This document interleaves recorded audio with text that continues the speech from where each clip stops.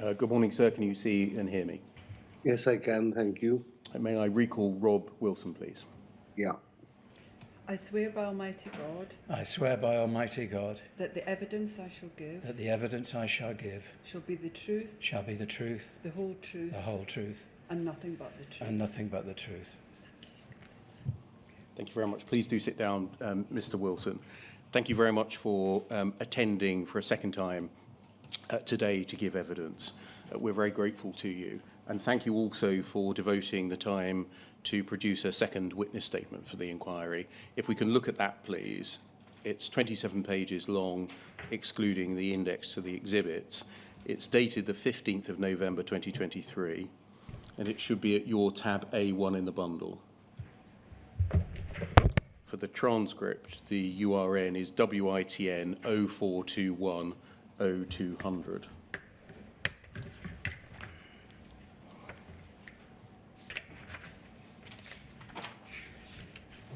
If you turn to the 27th page, please. Yes, I've got it. Is that your signature? There isn't a signature there. Would you like me to sign it? On page 27? The 27 to 35? Yes. Yes. It's just got GRO over where I would sign. Okay. Do you remember making a witness statement and signing it? I think I was told not to sign it. Slightly odd. I know on the first occasion I did sign the first statement.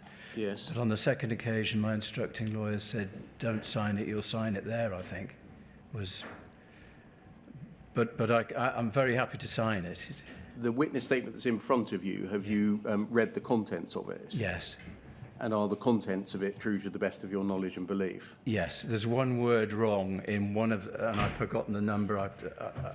But there's one word wrong where I've put audit instead of office, I think. Can you remember which paragraph by chance? I'll look it up at lunchtime if that's okay for you. But with that correction in mind, Yeah. the contents of it are true to the best of your knowledge and Yes. belief? Okay.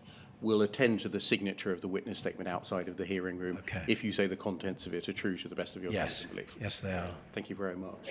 I think you understand that the questions today are focusing on phase 4 of the inquiry, the investigation and prosecution of sub-postmasters for criminal offences, Yes. and in particular 3 case studies, Seema Misra, Alison Henderson and Khayyam Ishaq. Yes.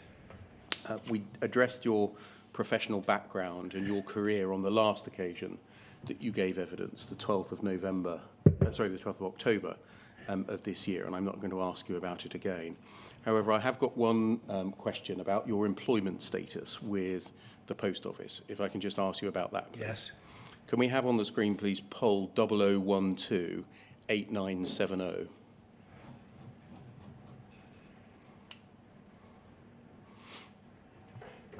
To give you some context, this is a document compiled in 2020 during the course of appeals to the Court of Appeal Criminal Division.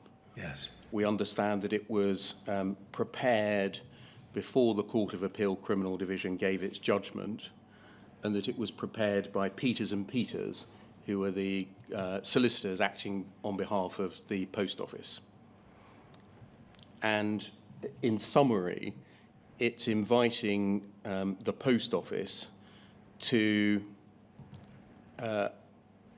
essentially report lawyers, including you, to the Solicitors Regulation Authority.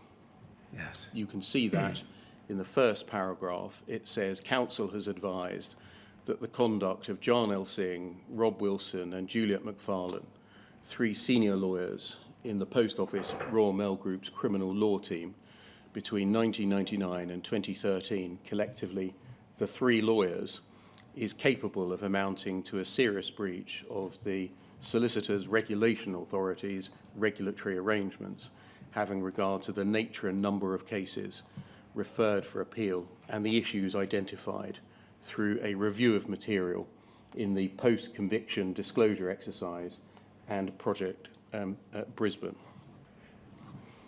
And we can just see, if we turn to page 3, please.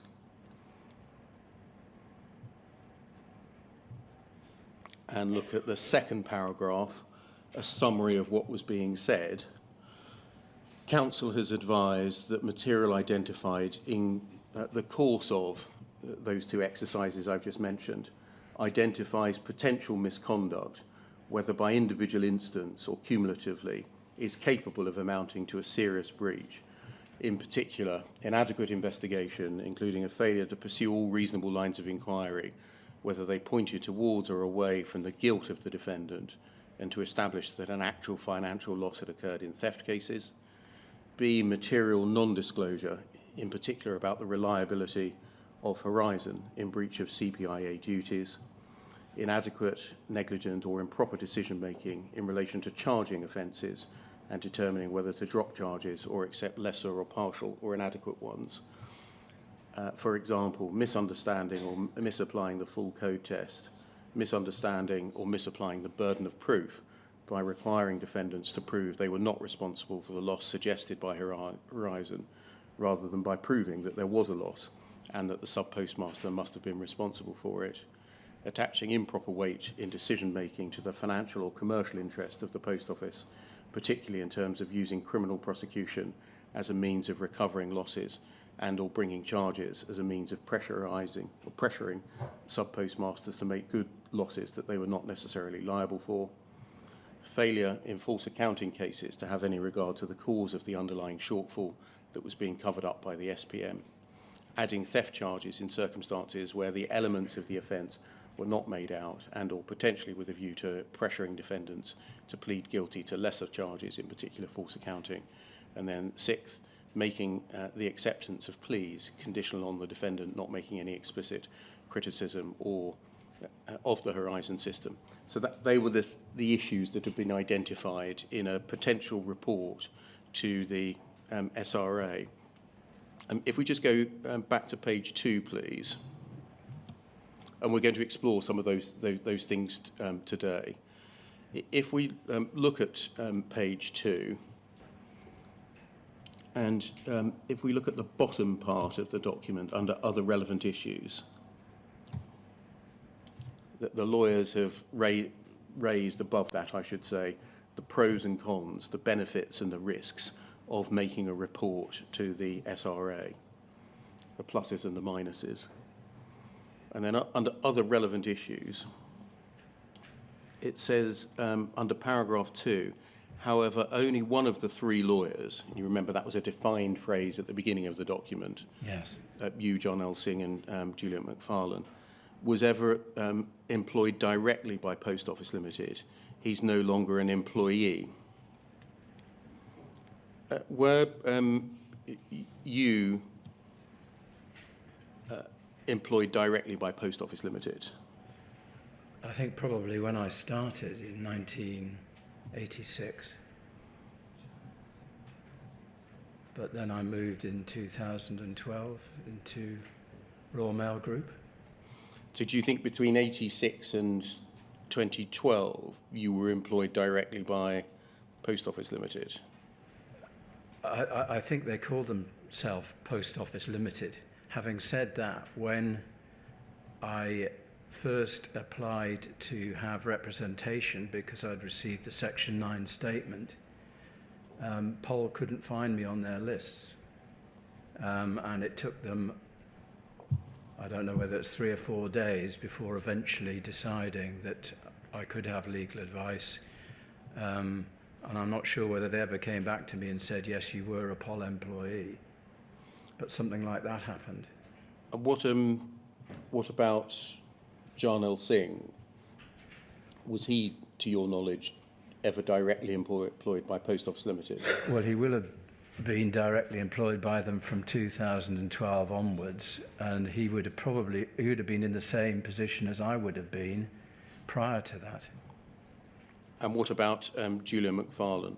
Similarly, with Juliet McFarlane, she would have been in the same position as I was until 2012 when she moved across into Royal Mail Group. And so The reference there to only one of the three lawyers being employed directly by Post Office Limited, out of the three of you, who do you think that's referring That's to? probably Mr. Singh, on the basis that he was continuously employed by them and never by Royal Mail Group. And what accounted for the difference in your relative employment status, or the identity of your employer? As far as I was concerned, it was just continuous. I didn't significantly look at the change from Post Office to Royal Mail, other than I was no longer doing Post Office Limited prosecution work. And so if from 2000 onwards you had to describe the employer of you, Mr. Singh and Miss McFarlane, how would you describe it? I always thought of it as Royal Mail. In my brain, I was mainly because most of my work was Royal Mail, and only I put in my statement less than 15% was Post Office Limited work, and my director, Andrew Wilson, when I first was promoted, I'm pretty sure he was Royal Mail. That brings me to my next set of questions. That can come down, thank you. Did the different employment status or employer affect lines of reporting? My line of reporting was initially, when I was promoted, was to Catherine Churchard, Yes. who was General Counsel. GC, yes. Then, when Andrew Wilson took the team, as he did 5 or 6 years into my employment as a criminal law team leader, I had a dotted line to a lawyer in the legal team, and I worked directly to Andrew Wilson. If you were asked from 2000 onwards, and if there's any change in the answer from 2000 until, say, 2012, who at board level was responsible for the conduct of criminal prosecutions? What would your answer have been? The answer would be the current secretary. So that whoever was occupying the role of current secretary year on year? Yes. And I think there were probably 2, possibly even 3 while I was there, and for the life of me at the moment, I can't remember their names. And what was the link between you in your position and that company secretary? There was no link between me and him or her. My link was to Andrew Wilson. What was the link between Andrew Wilson and the company secretary? I think a direct link. I think he reported to the secretary. Did you ever have any direct communications with the company secretary about criminal prosecutions? No. I remember once getting a telephone call from him because a lawyer had contacted him. And I took details of the lawyer's number, and I rang the lawyer and dealt with the problem. And that was probably the extent of my contact. How did the criminal law team, with you as its head, report on its work to the board? It would be via Andrew Wilson. How did you report on the work of the criminal law team to Andrew Wilson? Well, each report on a case we collated at the end of the month, and I sent those reports both to Andrew Wilson and to the person that I had a dotted line to in legal services. When you say the reports on each case, was that whether they had reached a conclusion or not? Or? I think it was wider than that. Don't think it was just final reports. I think it was current cases that I had an office manager who would add up the current cases that we had. He would collate the reports that we had on finalised cases that month, and he would add up the new cases that had come in to the team. So I think it was a statement that I did once a month at the end of the month, and it went to Andrew Wilson and the dotted line person. And did you understand that that was going to the board, either from Andrew Wilson and the dotted line person? Probably, although I'm not 100% sure. Did you ever get anything back from the board by way of direction or suggestion? No. Was there any communication that you can remember, say between 2000 and 2012, back from the board about the work of the criminal law team? No.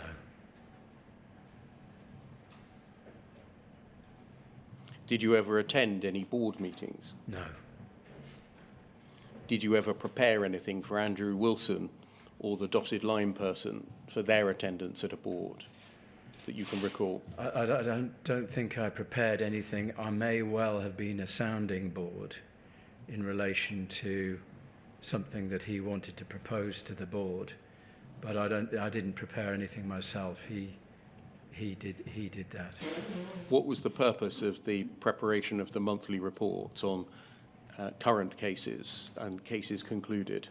It was to show them the overall picture of what we were doing in terms of both results, so whether we were successful, and in terms of the numbers that we were processing. Did it include figures on recoveries by way of confiscation? No, I don't think so. Was there any performance measure of the work of the criminal law team? No. Were there any key performance indicators for the work of the criminal law team?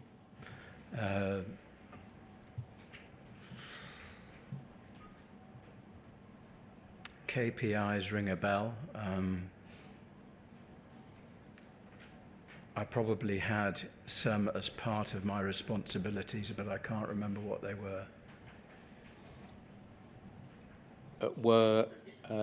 Was the outcome of criminal proceedings linked in any way to the remuneration of any members of the criminal law team? No. Were there any bonuses paid? Yes. What were they paid for? They were paid for largely, I think it was the performance of the business, and I think if you've got a good grade in your appraisal, then you might have got some sort of enhancement. But they were not linked to the percentage of successful prosecutions or the like. Thank you. Can we move on to the next topic, please, which is obtaining evidence in support of prosecutions? And to start with the contractual arrangements and the approach by Post Office to Fujitsu for obtaining evidence in criminal prosecutions. Were you aware of the scope of the contractual responsibility of Fujitsu to support litigation against sub-postmasters? No. Did you ever see the contract between the Post Office and Fujitsu to see what the latter, Fujitsu, had promised to the Post Office by way of support in criminal prosecutions? No, I didn't. Can you recall it ever being mentioned? i.e. there's a contract that regulates the support that our supplier must give us in criminal prosecutions? Yes, I can recall that, yes. Given that you can recall that as the head of the criminal law team, is there a reason that you didn't see the contractual arrangements that actually mapped that out? Probably because it was dealt with before I became the head of criminal law team, and afterwards I didn't. I never asked to see it. I mean, I heard from time to time that there were problems in relation to obtaining ARC data. And I have seen from some of the documents that have been supplied to me some references to Mr. Jenkins running out of time and not being able to do any extra work. I saw those sort of, I must have seen those sorts of things. But I didn't have any involvement with the contract at all. What's your view, if you hold one, as a prosecutor, about the wisdom of a prosecutor entering into a contract that regulates the extent to which a third party must supply evidence and cooperate in the provision of evidence to a prosecutor? Well, my view is that it's not a good idea. And could you explain why, please, Mr. Wilson? Well, I think that I never was particularly interested in what a case was going to cost. And I was never particularly interested in anyone trying to truncate the work that we were required to do, particularly in disclosure. I remember seeing an email which I'd forgotten about amongst the papers here from, I think it was a Mark Dinsdale, who was complaining about the amount of data that he was having to supply because he had a new team. We're going to come to that a little later. Okay. So I think my view was, if you want to prosecute these cases, you have to pay for them, and if you want to do it properly, we have to have access to all the information that we require. Did you have any understanding of who had been involved in the agreement of the contract between Post Office and Fujitsu that did regulate the nature and extent of the evidence that they were obliged to supply?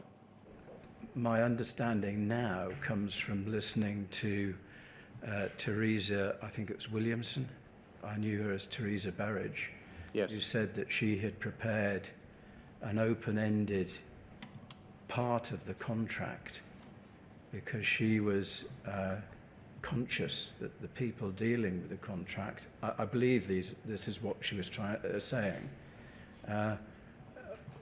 were not appreciating that we were doing this from a criminal point of view and it wasn't simply a contractual issue. And I think she said that she did that in 2000. And I wouldn't have been around in the team at that time. During your time in your role as head of criminal law, were you ever involved in or aware of any discussions with Fujitsu over the scope of the requirements under the contract?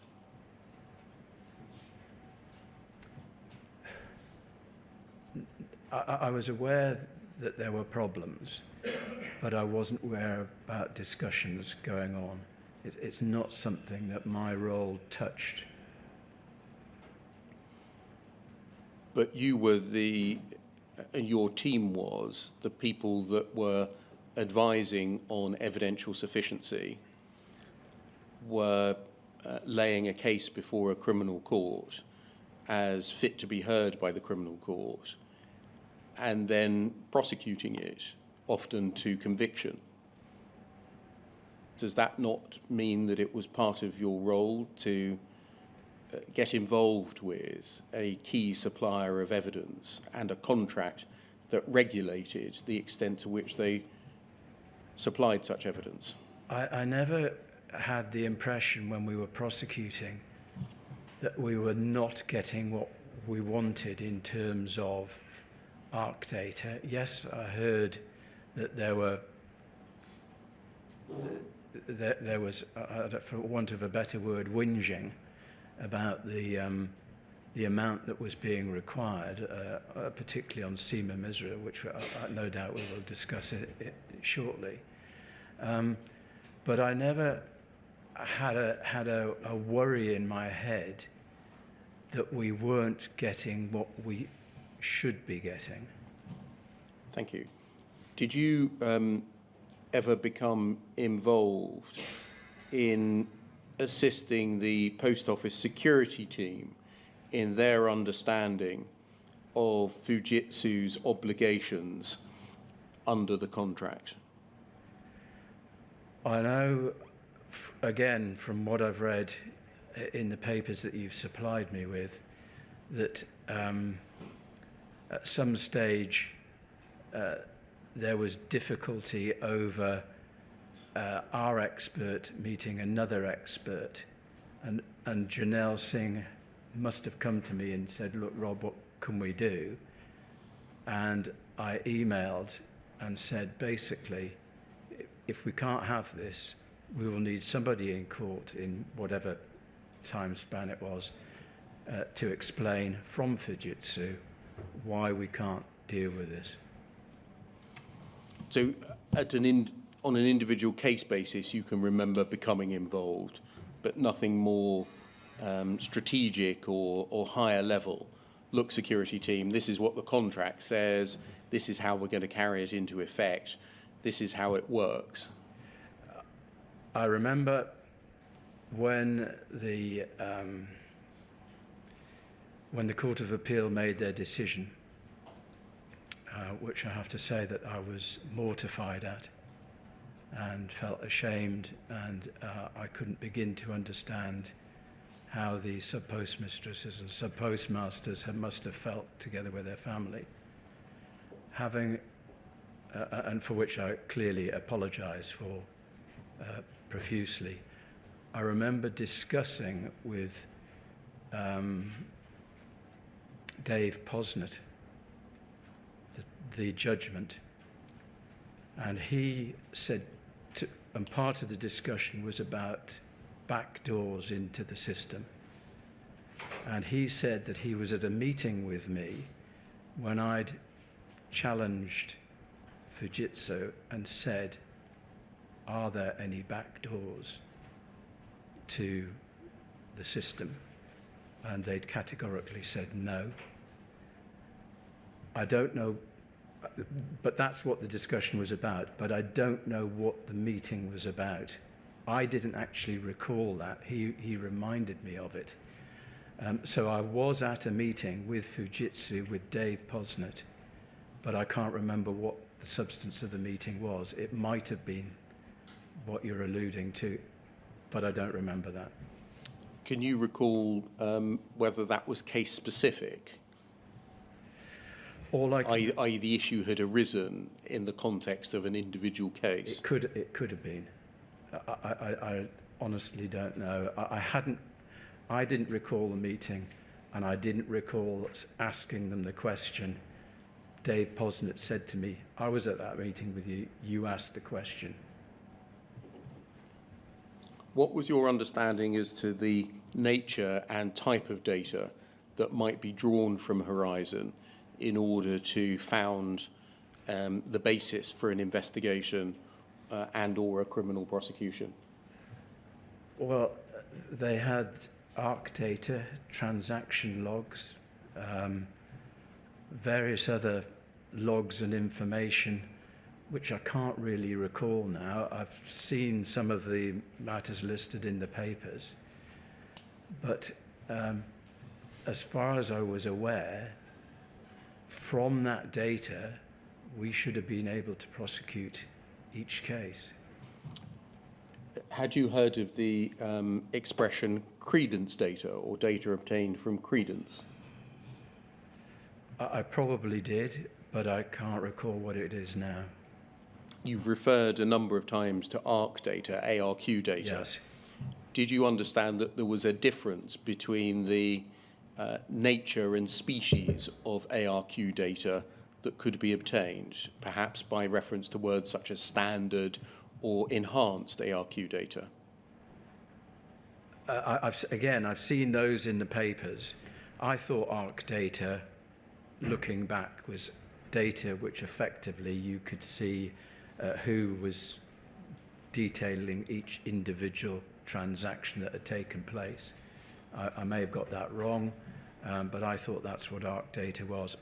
I can't remember whether I knew about enhanced data or the standard data. I probably did, but I honestly can't remember. Irrespective of the distinction, was it your understanding that the data that you were getting by way of ARQ data was data which was capable of showing whether a transaction was initiated and completed by a sub-postmaster on the one hand, or was a system-generated transaction on the other? I thought it was created by the sub-postmaster, and therefore was quite important to see what he'd been doing. It's probably my question that's at fault.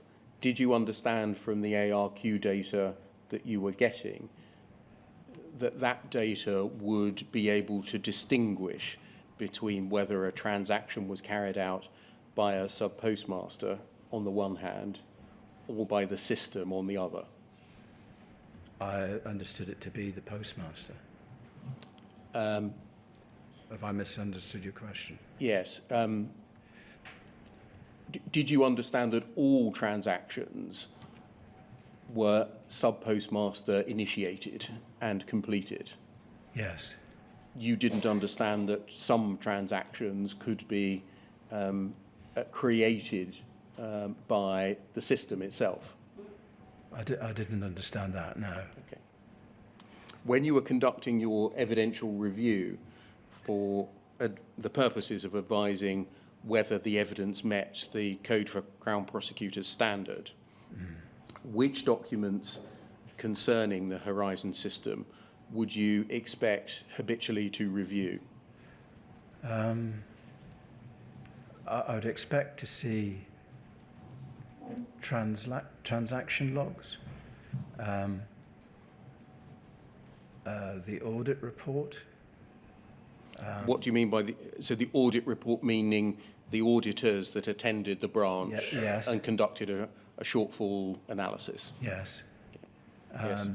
Transaction logs, audit report. Yes. I don't think we ever got ARC data at an early stage. I think ARC data was sought once we knew that we were going to be involved in either a not guilty or disclosure had been requested. Why was that? Sorry? Why was that?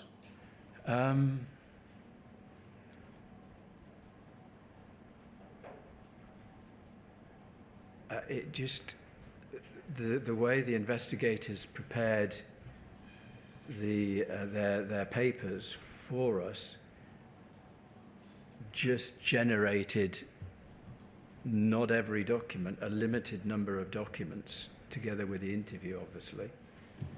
And from that, we made the decision. We didn't. I can't ever remember going for ARC data prior to actually having a decision being made whether to prosecute or not. On the last occasion, I asked you, would you expect it to be a necessary element of an investigation to establish the reliability of the data which an investigation and then a prosecution was founded? And you said yes. Yes. And I asked, why would you think that was necessary, that it was an ordinary part of the investigation? And you said, well, because if they couldn't establish that the system was working properly, the evidence had no value. And I asked, so the reliability of the data was a fundamental or an essential part of any investigation founded upon such data? And you said, absolutely. Given those three answers, why wasn't ARQ data routinely part of the investigation and the evidence that was submitted for the purposes of deciding on charge? Because it wasn't sought by the investigator at that stage. That's not really a complete answer. I think you'll recognise, won't you, Mr. Wilson? I'm trying to think, to reconcile what you're saying to me and to actually think back to what actually happened then, and I'm having difficulty. I think in an ideal world, we should have got ARC data right at the beginning, and I may have convinced myself that that's what we did do. But thinking about it from your first question, I can't remember ever seeing ARC data straight away. I may be wrong. You said in part of the answer that you gave that you would, I think, essentially wait to see whether it was a guilty or a not guilty plea. If, as you said last time, that it was an essential element of a prosecution case Yes. to prove the reliability of the data, why would it only be obtained after plea had been ascertained?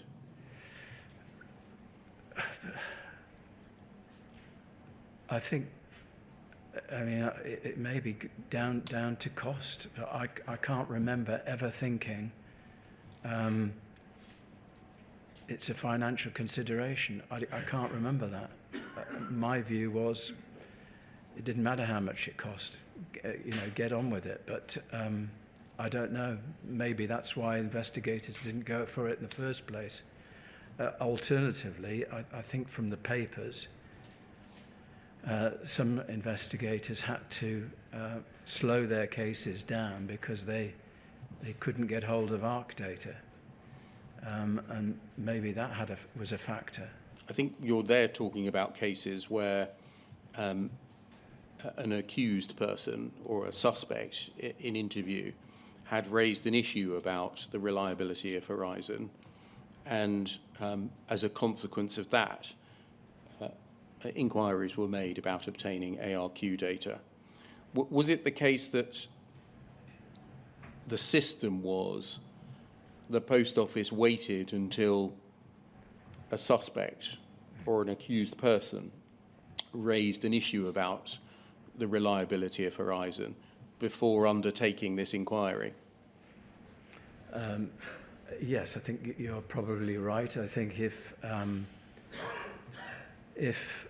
somebody had unequivocally admitted that they'd stolen money, we wouldn't have been chasing ARC data.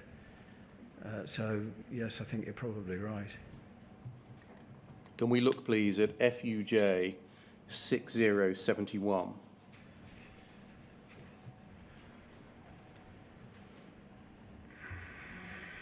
This is one of the contracts between the Post Office and Fujitsu. And if we scroll down, we can see this is the codified agreement. Thank you. Which regulates a high number of issues between the Post Office and Fujitsu. Can we just look at page 97, please?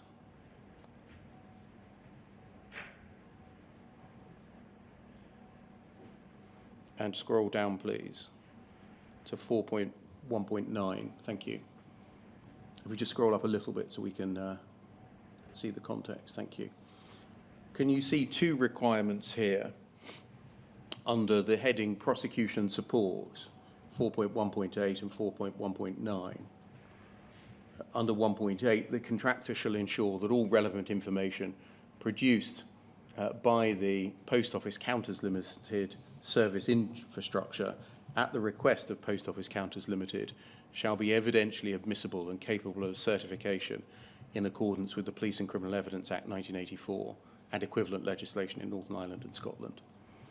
And 1.9, at the direction of Post Office Counters Limited, audit trail and other information necessary to support live investigations and prosecutions shall be retained for the duration of the investigation and prosecution, irrespective of the normal retention period of that information.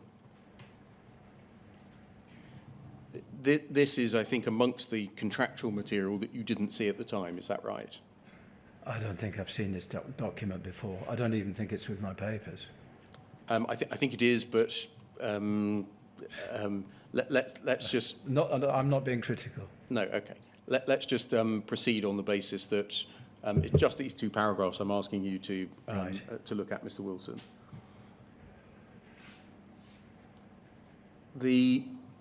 the first requirement under 1.8, did you know that initially at least there was a contractual requirement placed on Fujitsu to ensure that evidence shall be evidentially admissible and capable of certification in accordance with the Police and Criminal Evidence Act?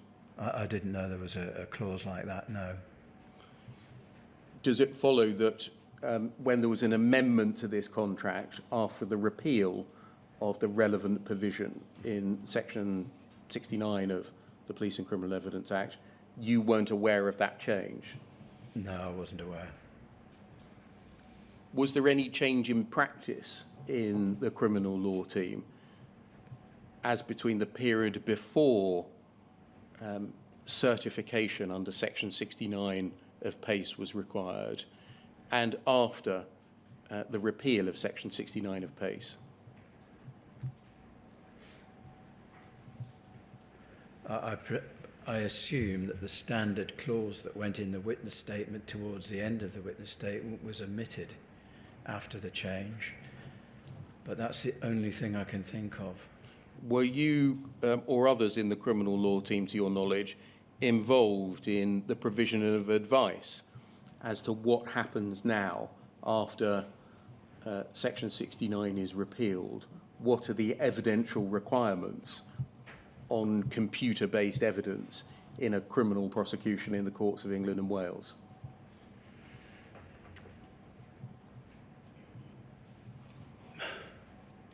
Well, if I was in charge, and I know we've been down this street before, I would have sought counsel's advice, and it would have been the counsel that I referred to before, which I erroneously included in my first bundle.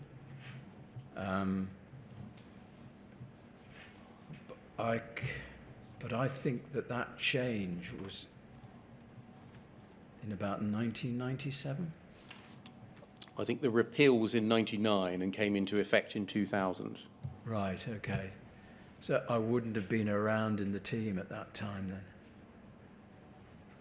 After you became involved in the team, can you recall any standing advice, any instruction or guidance as to what was required to adduce evidence that was computer-based in a criminal prosecution in England and Wales? Because what happened was the statutory provision was repealed and the common law sprang up. Yes. And was there any guidance on what does the common law now require?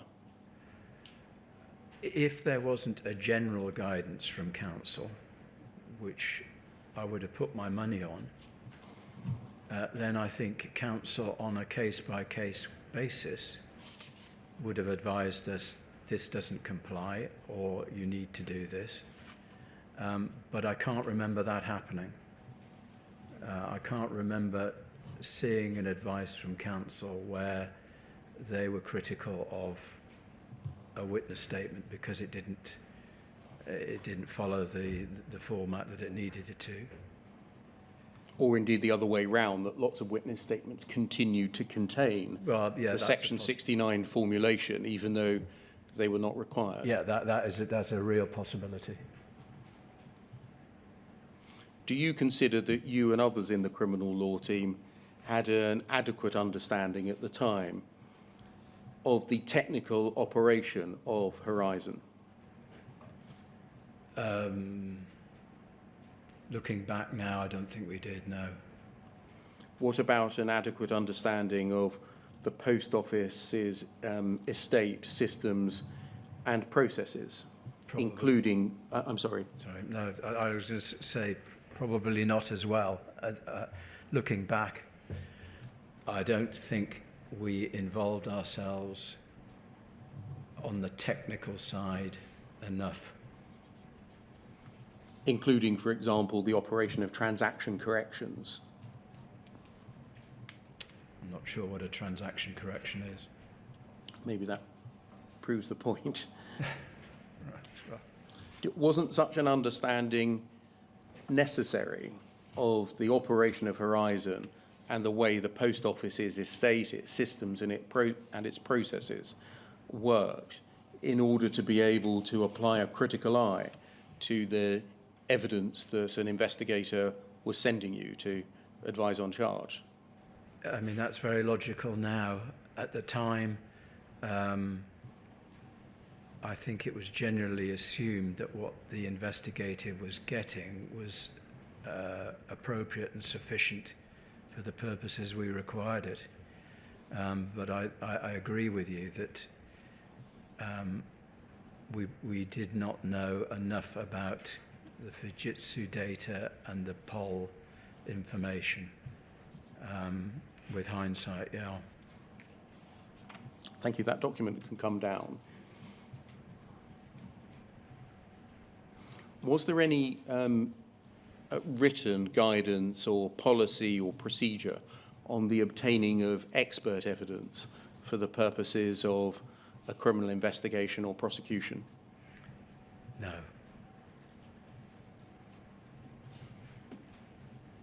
And why was that?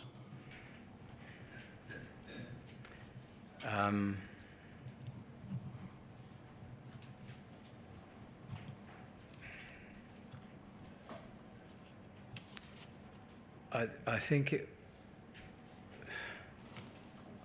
was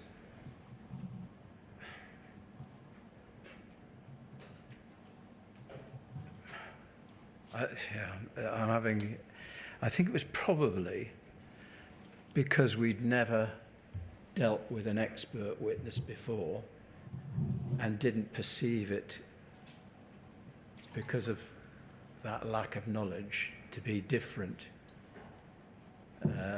in the way that you cross-examined me in the first day.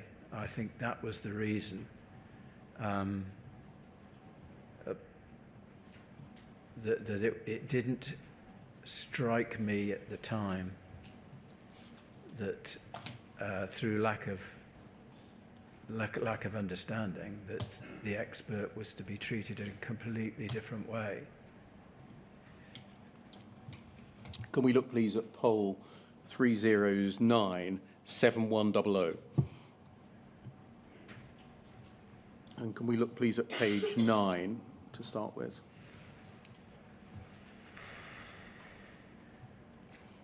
This is an email chain that you're not copied into, I should stress, but I want to ask you some questions about some of what it says. It is all about Mr. Jenkins, Gareth Jenkins, and the treatment of him. And if we just look at the emails before the relevant ones to give you a bit of context, you can see here an email from Sharon Jennings, a security manager, to a range of people, some inside Fujitsu, some inside the Post Office, about the case of Patel. The case is due for trial on Monday at Peterborough Crown Court, been put back to the 14th of January, listed for a 7-day trial. Diary, please. And then if we scroll up, please. Mr. Jenkins said, sorry, I'm not aware of this case or what might be required of me. I'm not aware of any outstanding cases which I might be involved in, and then scroll up.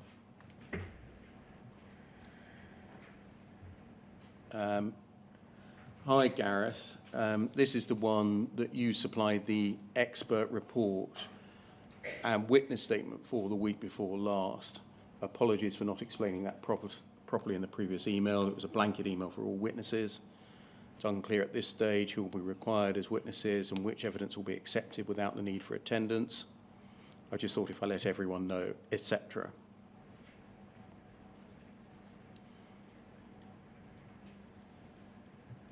And then if we scroll up, please, we can see Mr. Jenkins' reply. Thanks for the clarification. I had not understood that that related to a specific case. I thought that was a general statement. If I'm required to go to court for that, I think I need to have some more background on the specific case and exactly what is being alleged.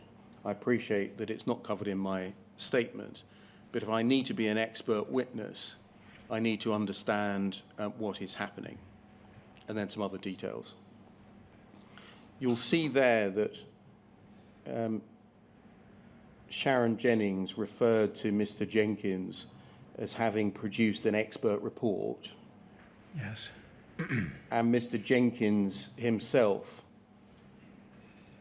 refers to whether he needs to be an expert witness in a particular case. Yes. In your time as the head of criminal law, did you understand that as his status, namely as a person who gave expert evidence? Yes. From where did you gain that understanding? From the nature of his work and evidence. And what do you mean by that, please? Well, because he, I think, put together a lot of the Fujitsu, I guess, software, and was regarded as an expert by his team from documents, again, that you've supplied to me, to the point where he had a support person, Penny Thomas, I think her name was. So I viewed him as an expert in the system and the person who probably knew more about the system than anybody else on the planet. So that was my belief. Can we distinguish three things, please? Yes. One, a person with expertise Yes. in an issue or discipline. Mm-hmm. Secondly, a person who gives expert evidence as an expert witness in a court. Mm-hmm. And thirdly, a person who is instructed by a solicitor or an investigator formally to give expert evidence by way of written instruction. Looking at the third category that I just erected there, were you aware of Mr. Jenkins ever being formally instructed in that way? No. Out of the remaining two, how did you view Mr. Jenkins? I.e., as a person with expertise in an issue or discipline who happened to be giving evidence in court, or formally as an expert witness in court? Your first scenario. So he was a person simply with expertise in a system. Yes. That can come down, thank you, for the moment. Just by way of short excursion, in paragraph 15.1 of your witness statement, I wonder whether we could turn it up, please.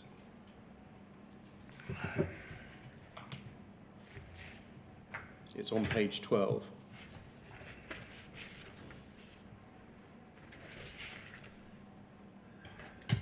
You say, I do not know how Penny Thomas and Gareth Jenkins came to be involved in these proceedings against Seema Misra. I believe that Gareth Jenkins was identified as an expert on the Horizon system at the inception of the computer system and had agreed to assist the Post Office in relation to its role when conducting private prosecutions. This was probably in 1999, prior to myself becoming head of the criminal law team. For stopping there. We have documentary material, Mr. Wilson, that suggests that Mr. Jenkins first provided, to use a neutral word, assistance in a prosecution in 2005 in the case of the Post Office against Teja, T-E-J-A. From where did you get your understanding that he had a role, probably in 1999, prior to you becoming head of the criminal law team? I just think it was from looking back that I assumed that he'd been on board right from the beginning. I can't point to any documents or anything. It was just what I believed to be the position. And so are you extrapolating essentially the date of inception of Horizon, Yes. late 99, early 2000, and thinking he must have been involved from inception? Yes. And as you've said, you haven't identified any documents that establish such actual involvement. No, I haven't. Thank you. Can we go back to, after that little excursion, to poll 3097100 and to page 6. This is the Patel chain of emails. Page 6, please. And scroll down, please. You remember that there'd been an exchange, Jennings and Jenkins, over attendance at a trial involving Patel and the trial date being put back to January 2013. Mr. Jenkins saying, I thought I'd given a generic statement. If I'm to be an expert witness in this case, specific to this case, something more will be required. You'll see Ms. Jennings says there appears to have been some sort of confusion regarding the trail of emails below. Gareth was asked to supply an expert report on Horizon integrity by the legal team. I was asked to input this onto a Section 9 witness statement in order to produce it in court. Gareth was not aware that this related to a specific case and was not aware that he would be required in court. Gareth's happy to attend, but as explained below, it is over and above the usual business as usual arrangements that we have with Fujitsu, so some extra arrangements are required in order to cover extra costs and time, etc. This email is to request that, please. Were you aware of expert reports being rewritten into witness statements?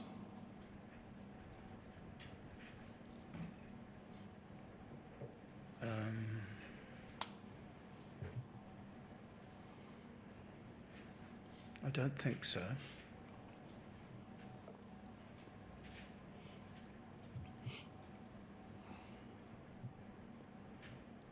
What would you say about the practice if you had been aware of it? I.e., a person with expertise giving opinion evidence provides a report or a written document, and that's rewritten by an investigator or an investigations manager into a Section 9 witness statement. Well, it's odd. And then one or other of the documents is going to have to be disclosed. So it's an odd way of going about it. And why is it odd? Well, because he's effectively giving two sets of what might not necessarily be the same thing. So it's a dangerous practice to undertake something of that nature. Were you aware of what's referred to in the second part of this witness statement, this email, namely that the provision of evidence by Gareth Jenkins was outside usual business as usual arrangements, and therefore to provide evidence in this way required some special arrangements? Well, that's slightly odd as well, because in 2012, he must have been involved in a number of our cases. And I don't know why they're saying that it's outside the usual business arrangements, because, as I say, he'd been, for want of a better word, our expert for a number of years. You're saying from 2005. Right. So it's again a strange email. If we go up to page 3, please. And then scroll down, please. Thank you. We can see that Jane Owen, do you remember her? No. a security manager within Post Office, emails Mark Dinsdale and says, please see below, and that's essentially the chain. I've skipped a number of pages, but there was some inconsequential chatter. Please see below. In a nutshell, Gareth is required as an expert witness, and we have no money in the pot for him. I remember this happening before, and I'm sure you dealt with it. Can you remember? And then if we scroll up, please. Mr. Dinsdale's reply, I raised a request earlier this year which has not been used, so they could use a post office number. However, it might be worth touching base with Andy or Rob if this is a Horizon integrity case, because they may want to challenge why the post office would pay Fujitsu to justify the system. And then if we look, please, further up the page. And just a little further, we can see that the Rob referred to seems to be Rob King rather than you, because now copied in are Andy Hayward and Rob King. And Miss Owen says, hi both, please see Mark's response to the string of emails below. Please advise how you wish me to proceed, and then scroll up to see Mr. Hayward's reply. Need to understand the costs in the first instance, please, then suggest we discuss with Jarnell. I think that's Jarnell. Would you understand that to be a reference to Jarnell rather than Jamail? Maybe it's just the way it's printed. Jarnell, as he is the legal link into the Wyzen Horizon integrity. So, looking at that chain as a whole... It is Jarnell, though. I think there is a gap, yeah. There's a gap in between, thank you. Yes, I think there is, yeah. And so that's likely Jarnell Singh. I think it's almost certainly Jarnell Singh. And also the Rob referred to is likely Rob King rather than you. It wouldn't be me because I wasn't in Pol at that time. You moved in April, I think, of this year. Yeah, 2012, yeah.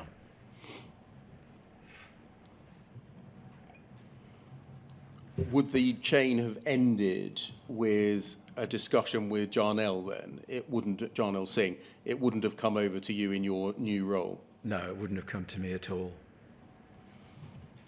I had no dealings with Pol once we transferred the cases across that they took over. So it ended in April 2012. If we scroll back down, please. And again.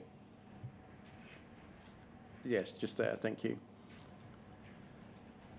Mark Dinsdale says to Jane Owen that the Post Office might want to challenge why the Post Office would pay Fujitsu to justify the system. In your time, did the Post Office see it as part of Fujitsu's contractual responsibility to justify the system, in the words of this email? Yes. That's maybe a relatively loaded phrase, justify the system. Yes. And you're saying that that's how it was seen at the time? Well, I think they had to, they had to give us evidence that the system was working properly.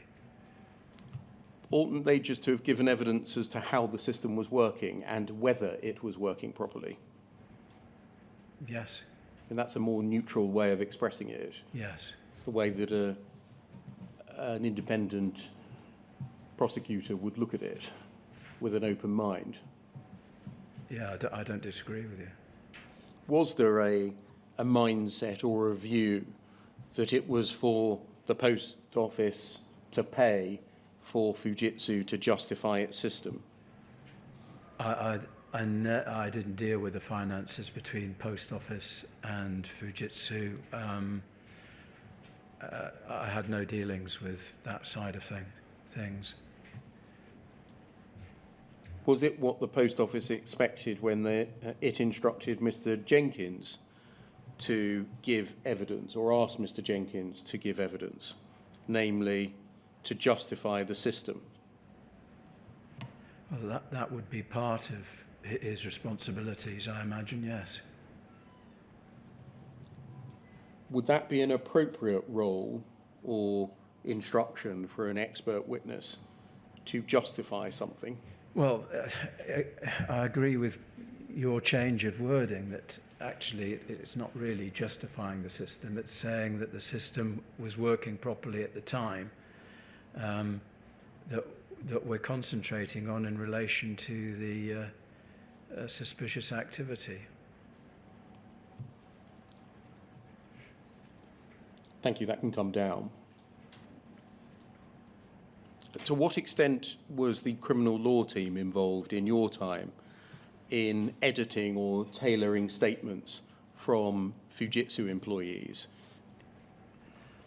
Well, I can honestly say that I don't believe that I ever got involved with editing statements. I've seen, again in the papers, Miss McFarlane, who was suggesting wording on one of her cases to, I believe it was Gareth Jenkins, or it might have been Penny Thomas, I'm not sure. But I can't ever remember attempting to change or add to or whatever a witness's statement.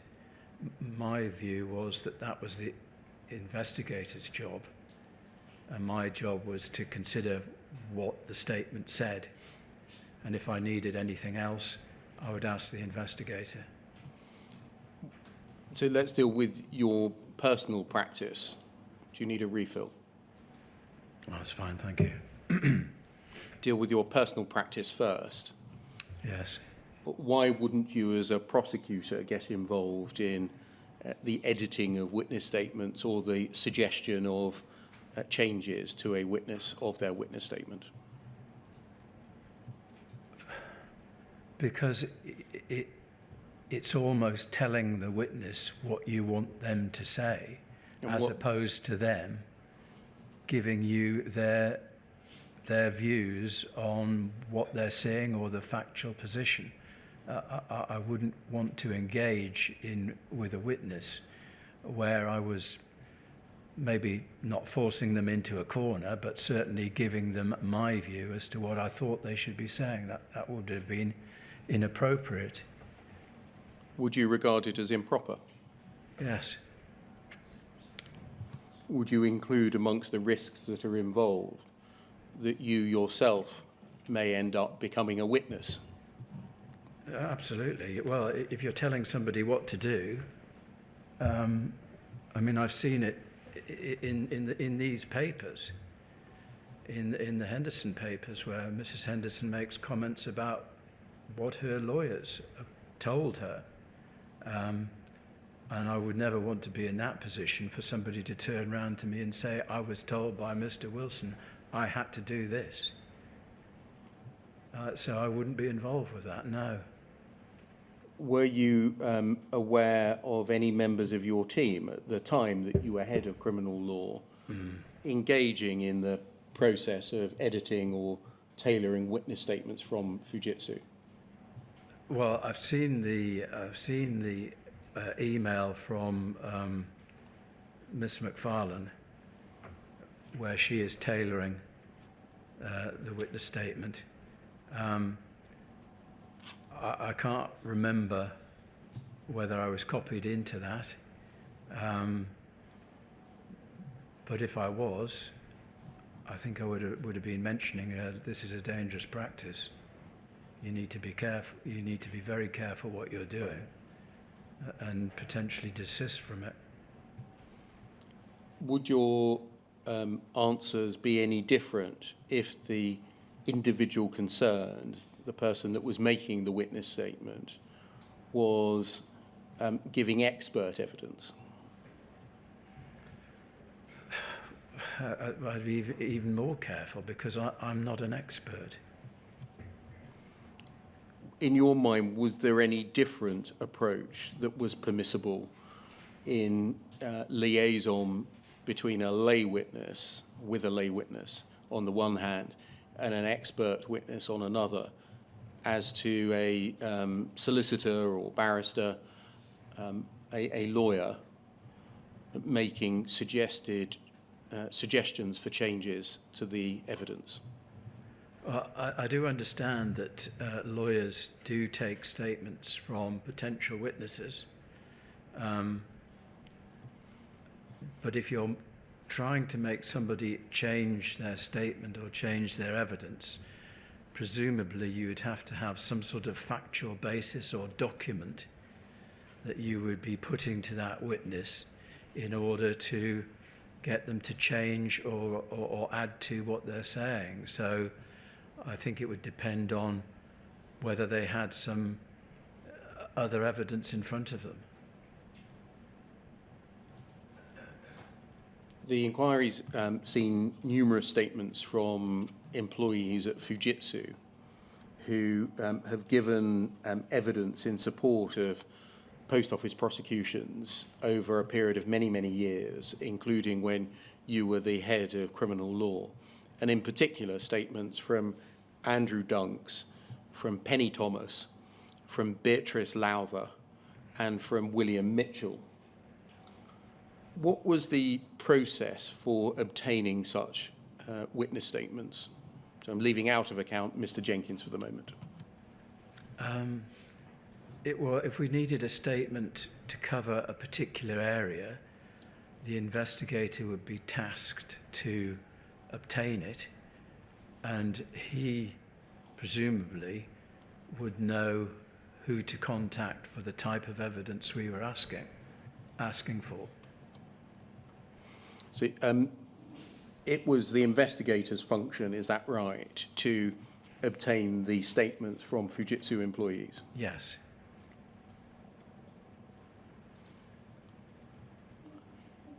Was there any special process involved in obtaining statements which address technical data outside the expertise of the investigator? I think I recall from Dave Posnet's evidence that there was some sort of liaison person involved who presumably was appointed because they knew more about the Fujitsu expertise and individuals who could provide that expertise. And I imagine that the investigator went via the liaison point. Was the criminal law team involved in drafting or amending template statements or boilerplate statements from Fujitsu employees? Not that I'm aware of, no. Were you aware of a template or boilerplate statement from? I've seen several of them in the papers. At the time, I'm not so sure. I might have been. Do you know how they came to be initially drafted? No. Thank you very much. So it's just coming up to 11:15. I wonder if that would be an appropriate moment to take the morning break until 11:30. Yes, of course. Yes, sorry. I've got a frog in my throat. Of course. Thank you very much, sir.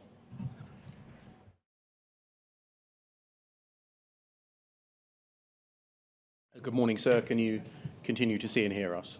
Yes, I can. Thank you. And Mr. Wilson, can we turn, please, to poll 0015-6485?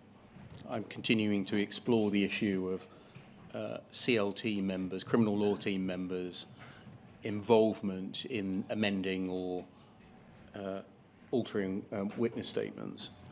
Can we turn to page 2, please, and look at the bottom of page 2 and the top of page 3?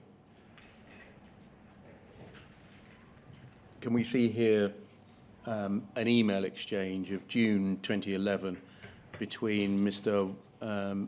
Whittaker, the security manager within security operations in Midlands, and Andy Dunks, of Fujitsu, and it's about the case of Mackerel.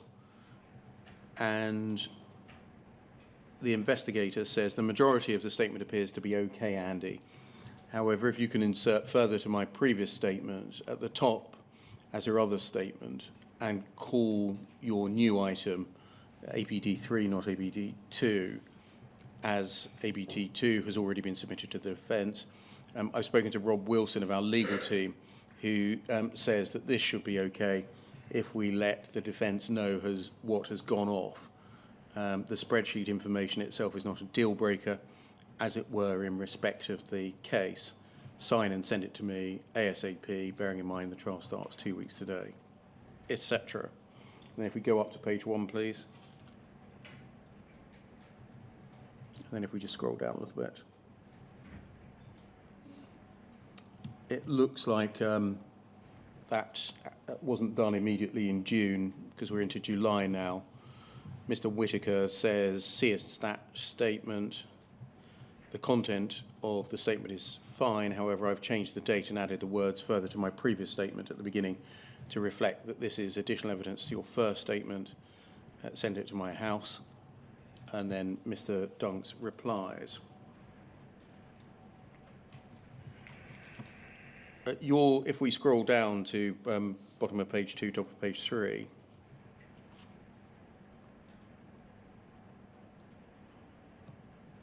we can see that the investigator says that he'd spoken to you, who says that this should be okay. Can you see that? Yes.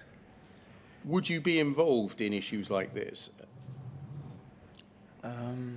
Not normally, I wouldn't have thought. I mean, an investigator telephoned me up and said, look, we've got a problem. Will this be okay? I would try and help him out as much as I could. I mean, this looks like it involved the provision of a spreadsheet Yes. shortly before the trial was due to commence. Yes? Yes. This isn't you editing or amending a witness statement. You're giving approval, as is recorded here, to the investigator's approach. Yes? Yes.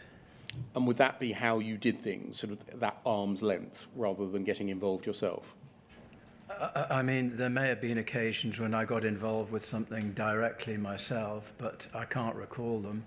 I think my general view would have been, yes, to have the investigator as the person who was the buffer between me and the witness. Can we turn, please, to poll 301 7328? Thank you. This is an exchange unrelated to the exchange we've just looked at. It's about the case of McHugh. It's an email from one of your lawyers, Julia McFarlane, to, I think, an investigator. Jason, Gareth Jenkins, Fujitsu is our expert in the case of McHugh, due for trial on the 28th of February. Could you please consider his comments below? Quote, another potential issue is commercial cover for my time. At the moment, I've run out of the time that the Post Office have committed for me to work on such cases. This needs to be extended before I can do any more. Penny's trying to sort things out with Post Office, but I thought you should be aware and may be able to influence things. So this is another exchange, copied to you this time, concerning Mr. Jenkins, referred to as our expert in the case of McHugh, concerning payment by POL, Post Office. Yes? Yes. By this time, January 2011, would you have known that this was a role that he, Mr. Jenkins, was performing in multiple cases, many cases on behalf of the Post Office? I think so, yes. By this time, did you know that there were or continue to be commercial issues over payment for his time by the Post Office? outside the contract? Well, from this email, yes. This is referring to Mr. Jenkins as our expert in a case of McHugh. What steps, if any, did you take to ascertain how Mr. Jenkins had been instructed?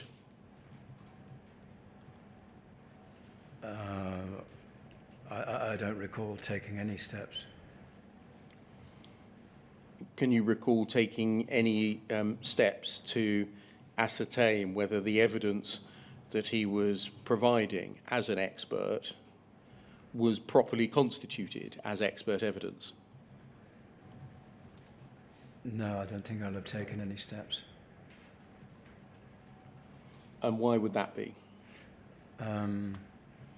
Well, effectively, I think it was Juliet McFarlane's case, and I'm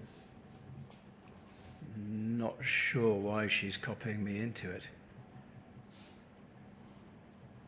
That was my next line of questions. Why were you becoming involved in this? Why were you brought into it? I don't know. Juliet McFarlane, when she was promoted to principal lawyer, it wasn't simply her case of her carrying on doing the same sort of work necessarily that she'd done before. I gave her the role of heading up the counters cases, and she had a meeting, I think, once a month in Old Street with other Post Office Limited lawyers plus other staff from Post Office, and she would report back to me as and when if I needed to know some information.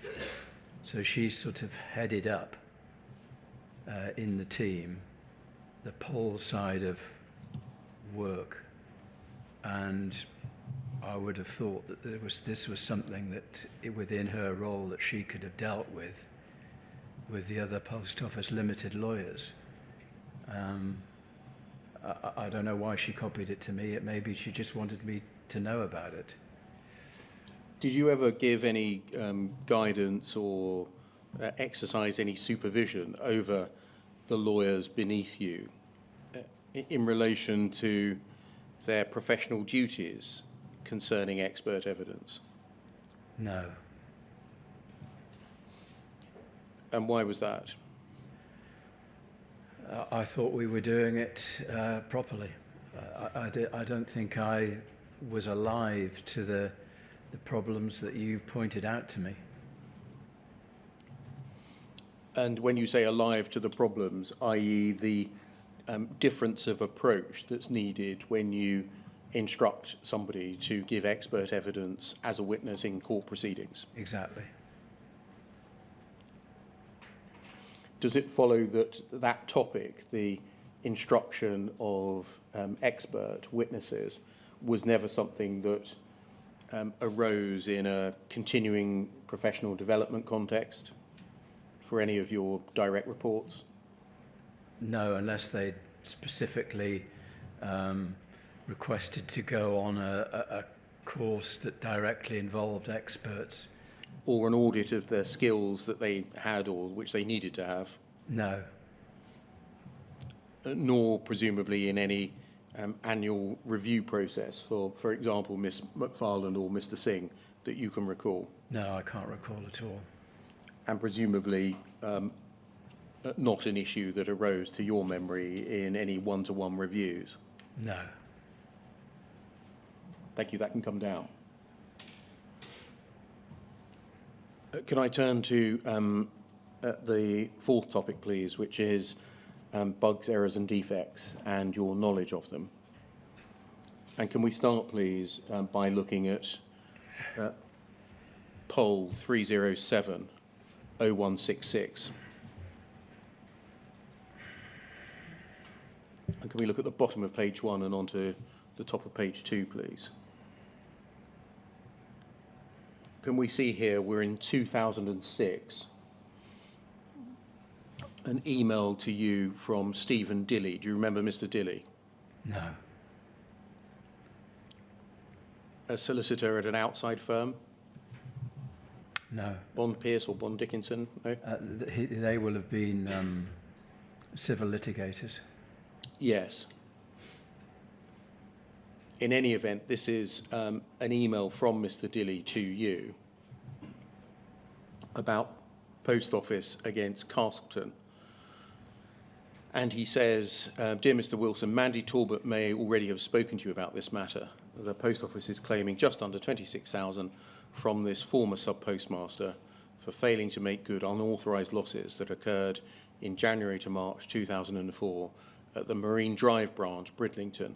The trial starts tomorrow at the Royal Courts of Justice, London, and will probably last until the end of next week. Mr. Castleton asserts that the losses are entirely fictitious, caused by problems with Horizon. He's called various other sub-postmasters who say they have had computer problems to give evidence. I think that probably means he has called various other sub-postmasters to give evidence who say they have had computer problems. If necessary, would you be able to attend court to give evidence of what happened in the Singh case? I doubt it will be necessary, but it would be helpful if we could call you if needed. We have a better idea on Thursday how things are going to pan out.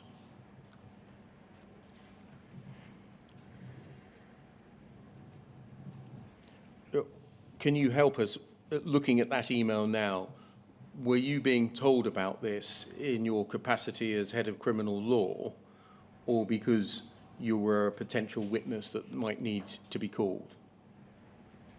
I think I was being contacted because I was head of the criminal law team. And why would you be informed about a civil case? Because I think one of the witnesses on the civil cases we had prosecuted, but had to offer no evidence in relation to the prosecution because a large number of pension or allowance orders had disappeared. And from inquiries, the investigator, I think it was actually my case, the investigator told me that the DWP had removed the pension allowance orders from the file because it was a joint investigation. And we're investigating another matter, and they had now been lost. And therefore, we had offered no evidence, I believe, and he wanted me to come to court to give that factual account. Is that what the cross-reference is to the Singh case? Yes, I think so. And so you're being contacted not simply because you're head of criminal law, but because you have knowledge of this other case? I certainly had knowledge of the case, yes. Before this email, which refers to various sub-postmasters saying that they have had problems with Horizon, were you aware of any Horizon integrity issues? 2006. I don't think I was. In 2006, Mandy Talbot emailed me, and again, I've seen the email in the papers, to ask me, had Juliet flagged up any issues with Horizon to me? And I replied, if I can quote it accurately, no, Juliet hasn't. What do you mean by issues with Horizon? And I'm not sure I ever got a reply. Certainly there was no follow-up email in your papers. And I think that was 2006 as well. And so this is December 2006.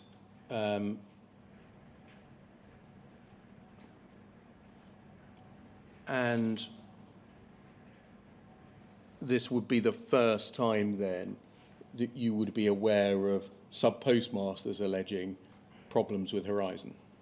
Yes, via this email here. Yes. Well, Did it might not have been. We may have had. I mean, you've mentioned Gareth Jenkins in 2005 being called on a case, so I may have been aware of issues then. It wasn't. We did get defendants saying we have issues with Horizon.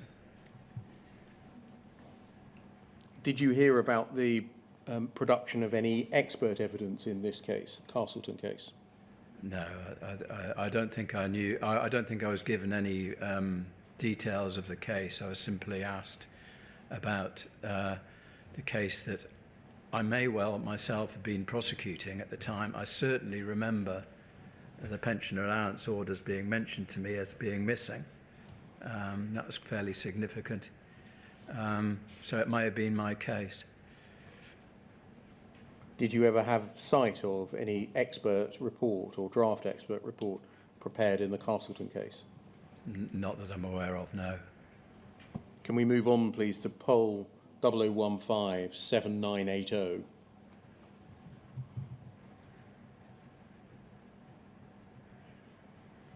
And look at page 2, please. Thank you. Can we see an email from Mandy Talbot to a range of individuals there? Yes. And you're, I think, the third of them. Can you see that? Yes. And Ms Talbot says, again in the case of Castleton, this is just to let you know we've been completely successful in defending all the allegations made by Mr Castleton. You will recall that he contended that no genuine losses occurred whilst he was a postmaster and that any losses were manufactured by the Horizon system. The judgment has entirely vindicated the Horizon system. Did you know at this time, the late 2006, early 2007, that the case, the Castleton case, was regarded within the Post Office as an important one? I don't think I did, no. A vehicle to seek to vindicate the reputation of the Horizon system? No, it was a civil case. I wouldn't have been privy to details of the case at all. You were on Mandy Talbot's list of people to give this news to. Yes? Yes, I mentioned she sent it to me because I'd been involved, because, as you say, Bond, was it Pierce? Yes, I can't remember whether they were Bond Pierce or Bond Dickinson. Yeah, had wanted me to go and give evidence, and I'd said I would. So I assume I was added in there. Plus, she probably wanted to tell me that Horizon had been vindicated. Would that be because the outcome of the proceedings might be deployed in criminal proceedings? No. How do you mean deployed in criminal proceedings? That it could be used when, I don't know, interviewing a suspect, when talking to a defendant or a defence solicitor? Cases are individual. We wouldn't have been referring to another case to try and persuade somebody to plead guilty or whatever in an entirely different case, no. So you wouldn't seek to cross-deploy the outcome of a case in another case? No. Can you help us to identify the other recipients of the email? Claire Wardle? Claire Wardle was a senior person, I believe, I thought she was intellectual property, but she may well have been a head of the civil litigation team at that time, I'm not sure. And Biddy Wiles? Biddy Wiles, as I understand it, was a civil litigator. In Mandy Talbot's team? Yeah, yes. And if we go up, please. And a little bit more, thank you. We can see Rod Ismay's reply, and you're on this copy list too. Yes. Can you see that? Yes, I can. Thanks, Mandy. Great news. Thanks to everyone in this email and in your teams, as I know you've had to do a lot of work in supporting the defence case here. Like you, my team faced a stack of witness interviews and court attendances at one time, so the progress and conclusion here is great news. What can we do on a proactive comms front here? We've watched the various inflammatory letters in the sub-postmaster letters page and wanting to be able to assure branches and clients that they can rely on the integrity of Horizon. We've had some good articles in the sub-postmaster about MBSC, online service and cash in transit. I'm planning briefs on what P&BA does. Any thoughts on comms following the case? So Mr. Ismay has expressed the desire for proactive communications to make the most of the judgment. Agreed? Yes. The distribution list includes Keith Baines, is that right? The head of commercial. I didn't know Keith Baines. David X. Smith, the head of IT. I didn't know him either. And other people from security across the business. Can you see that?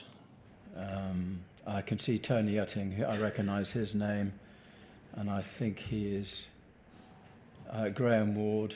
I think he was an investigator.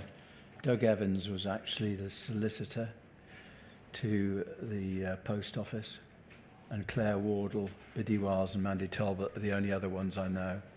Claire Wardle, General Counsel. No, Claire Wardle, Doug Evans was General Counsel. Sorry, my mistake.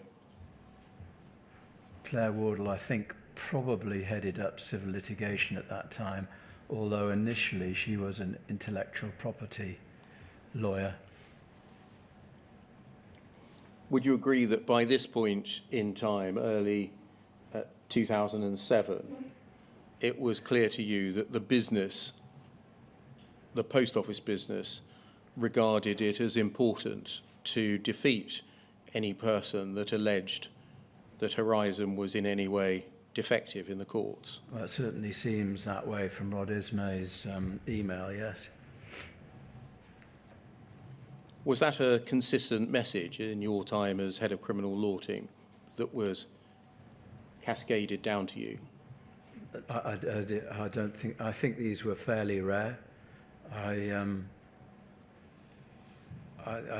think there were one or two of them around, but they weren't consistently.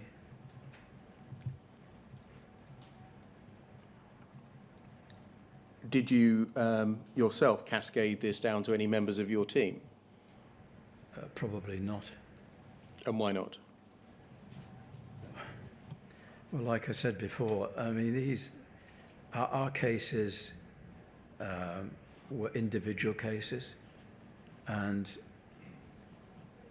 so civil litigation had won this case, and clearly Rod Ismay was delighted with that, but it doesn't make any difference to what we were doing, and it adds no value in a sense to us, because it's not something we could use.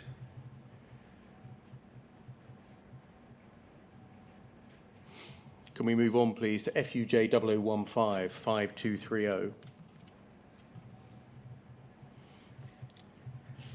We've moved on to from 2006-7 to 2008 now, and this is a post office and Fujitsu joint product and branch accounting workshop.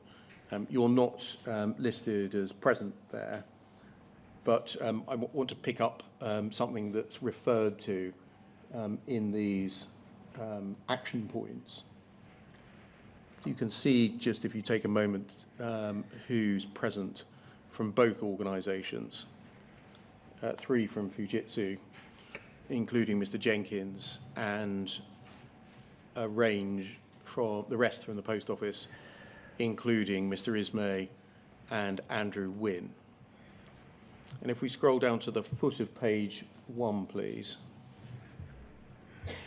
in the penultimate box, there's an action to get advice from the Post Office legal team in relation to conversations and communications to sub-postmasters following software issues that impact upon the branch accounts. Can you see that? Yes. So just take your time to digest that. So software issues that impact on branch accounts. At this time, so this is August 2008, were you aware of any software issues that impacted upon branch accounts? No, I don't believe I was at all, no. Were you involved subsequently in any communications to sub-postmasters about software issues that impacted on branch accounts? No, I never made any communications to sub-postmasters of any sort.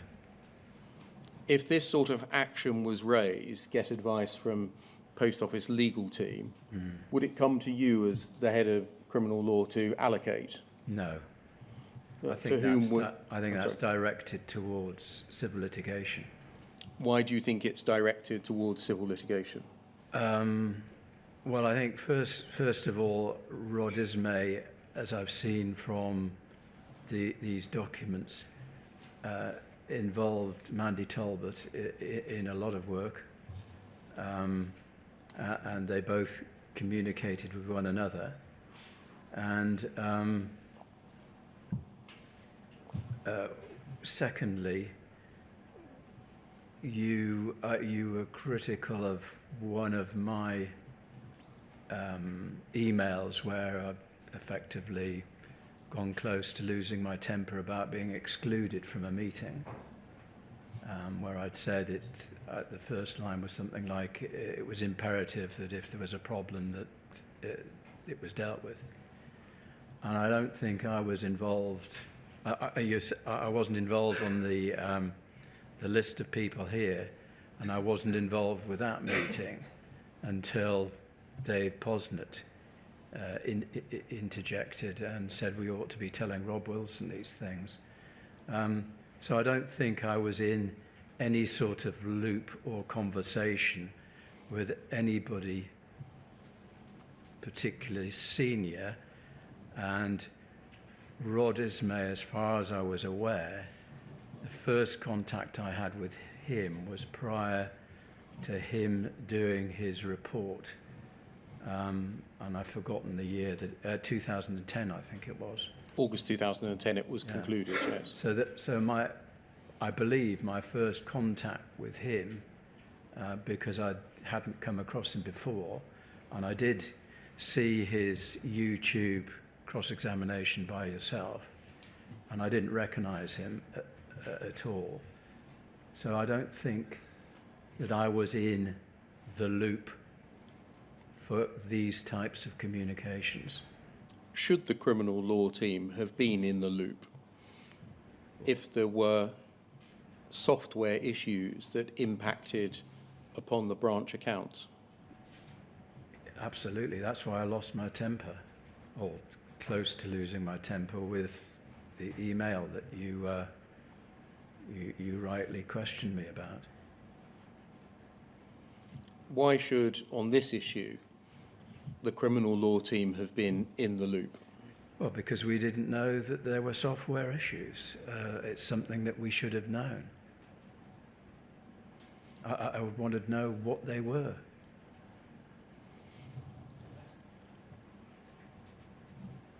Were you aware of this or similar workshops taking place? I had no idea that this took place, no. To the best of your knowledge, were any of the criminal law team consulted in relation to communications to sub-postmasters about software issues impacting upon branch accounts? I don't believe anybody was. I'm pretty sure if anybody had been contacted, they would have told me.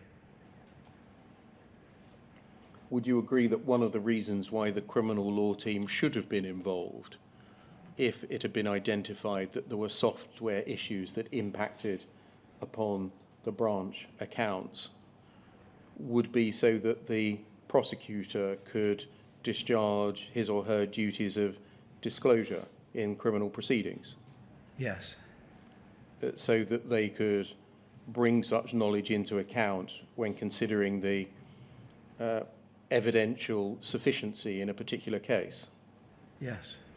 and when considering the propriety of continuing prosecutions.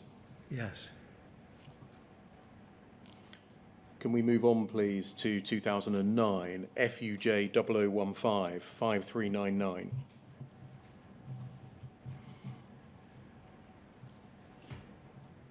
If we scroll down and look at the bottom half of the page, please.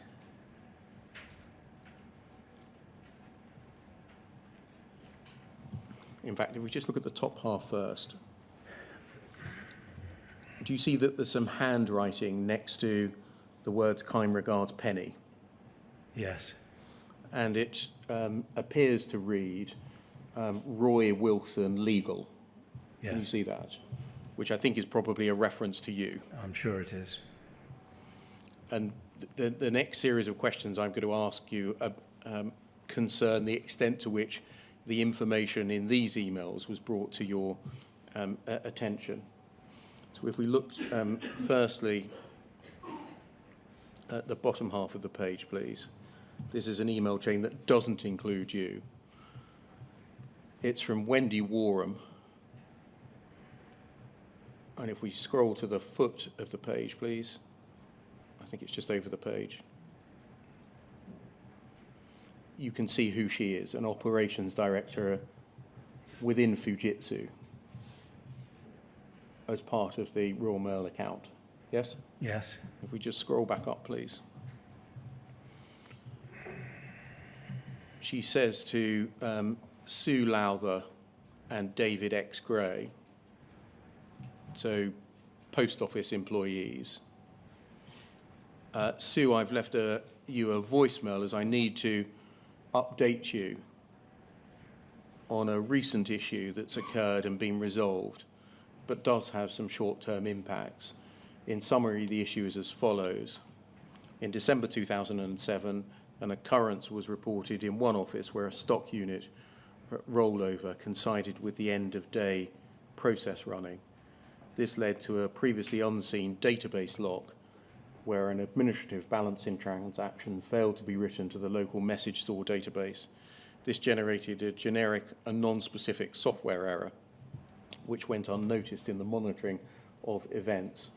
A financial imbalance was evident and was subject to Fujitsu's service support centre and Post Office Limited. The financial imbalance has been resolved. A software correction was applied across the estate in early 2008 to ensure that such event generated would be monitored. I think that such events generated would be monitored. Testing of that correction has established that the unmonitored error does not occur elsewhere in the system.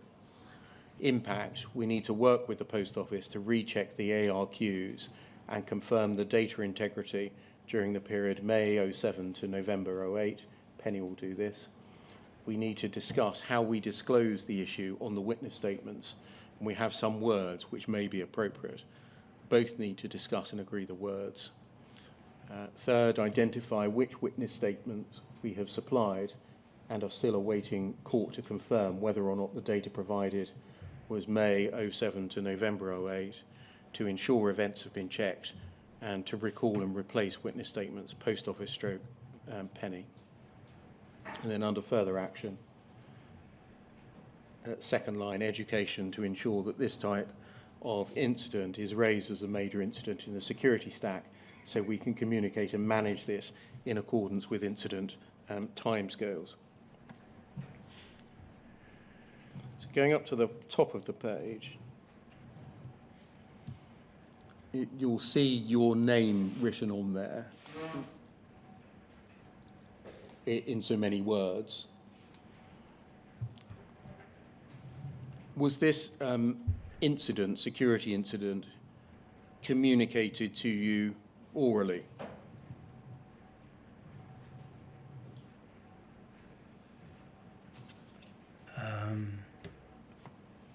Yes, it could have been. If you look at the handwriting on the right-hand side, Yeah. we think this is written by Penny Thomas and is referring to two conversations that she had with David Posnet. Yes. The first one on the 7th spoke to David Posnet. He will liaise with his legal team and advise requirements and comments for witness statement. And then another conversation with David Posnet, spoke to DP later that day.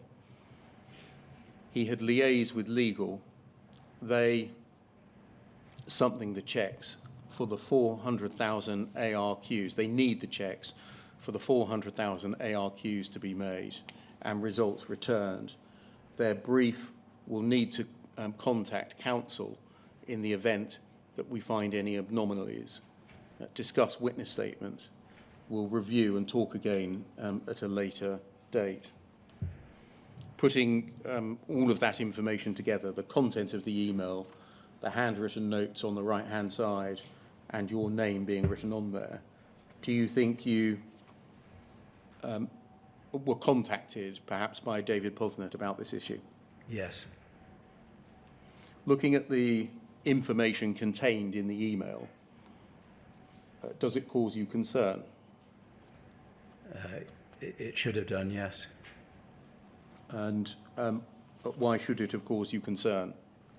Because there was a bug which had been identified a year before, albeit it was isolated at one office.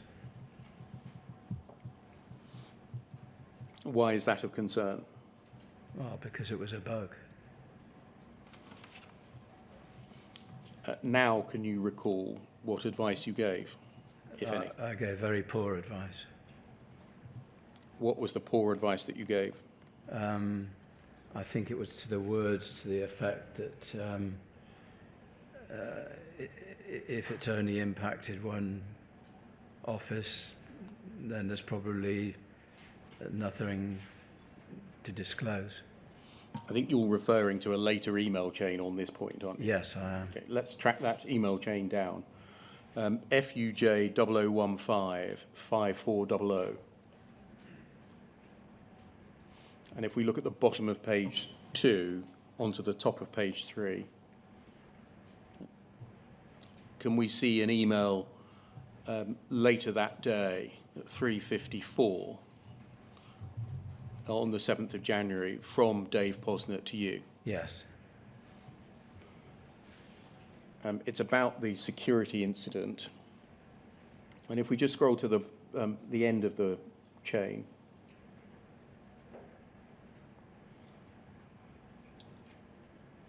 you'll see that he doesn't in fact include the email that we've looked at. Yes. If we scroll up, please. So although the subject line is forwarding the security incident, which was the title of the previous email, it's in fact not included here. Let's see what he does tell you. Rob, in relation to the standard witness statement Fujitsu provide, I will ignore the first one. 2, the following additional paragraphs have been inserted at page 7.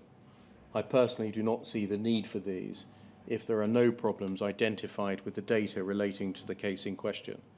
Why inform anyone about a problem we've had within the network, but possibly only at one branch, if it bears no relation or relevance? And then there's that, those 2 paragraphs that we did see from the earlier witness statement that have been cut in, the earlier email, which have been cut in.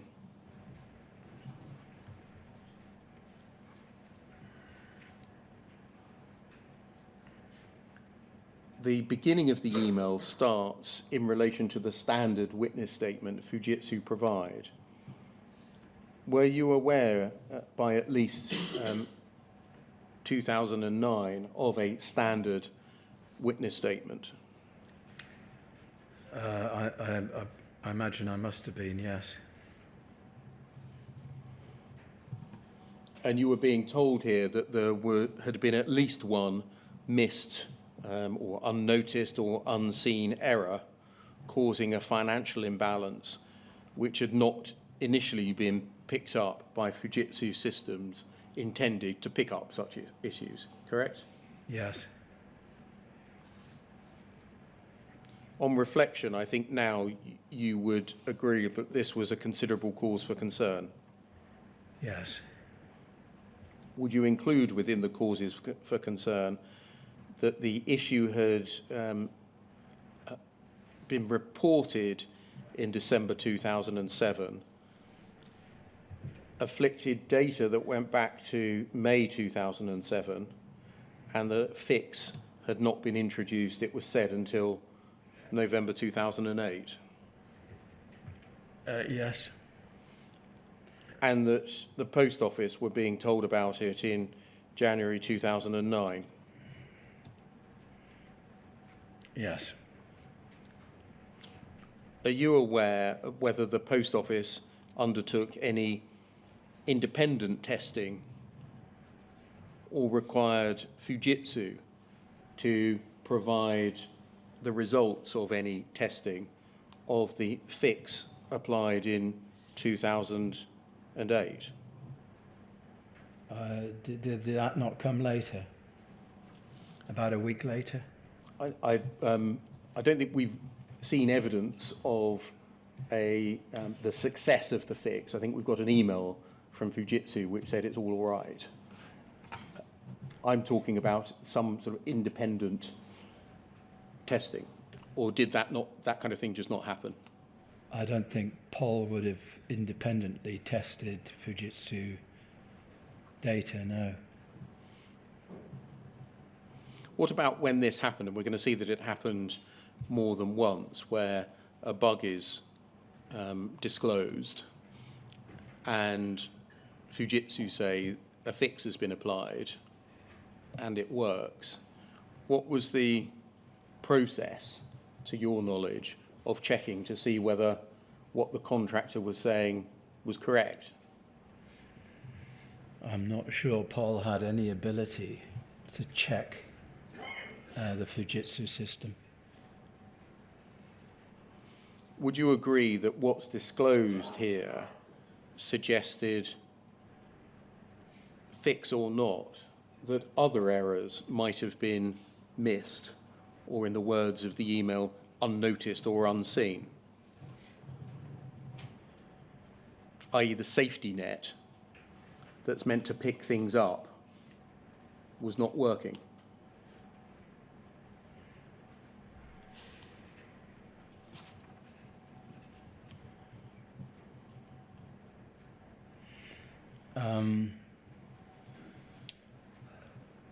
I don't want to excuse anything, because this was a bad decision by me.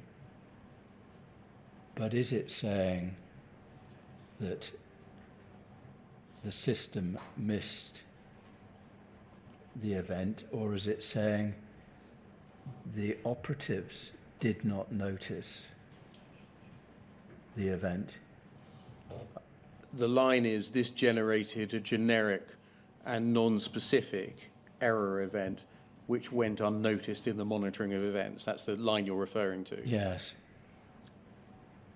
So the unnoticed bit you're saying is the Fujitsu backup,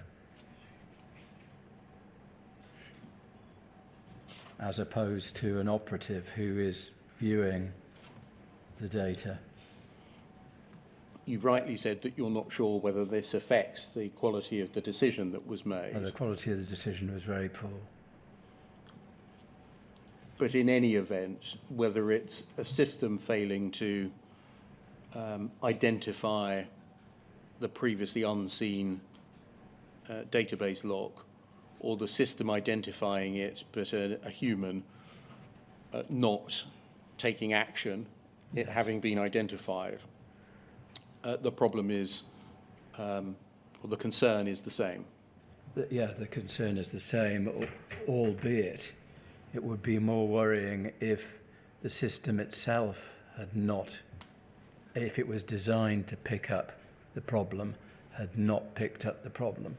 You can understand human error, but if the system was, if I'd read it as the system being bad, in my view, that would have been worse.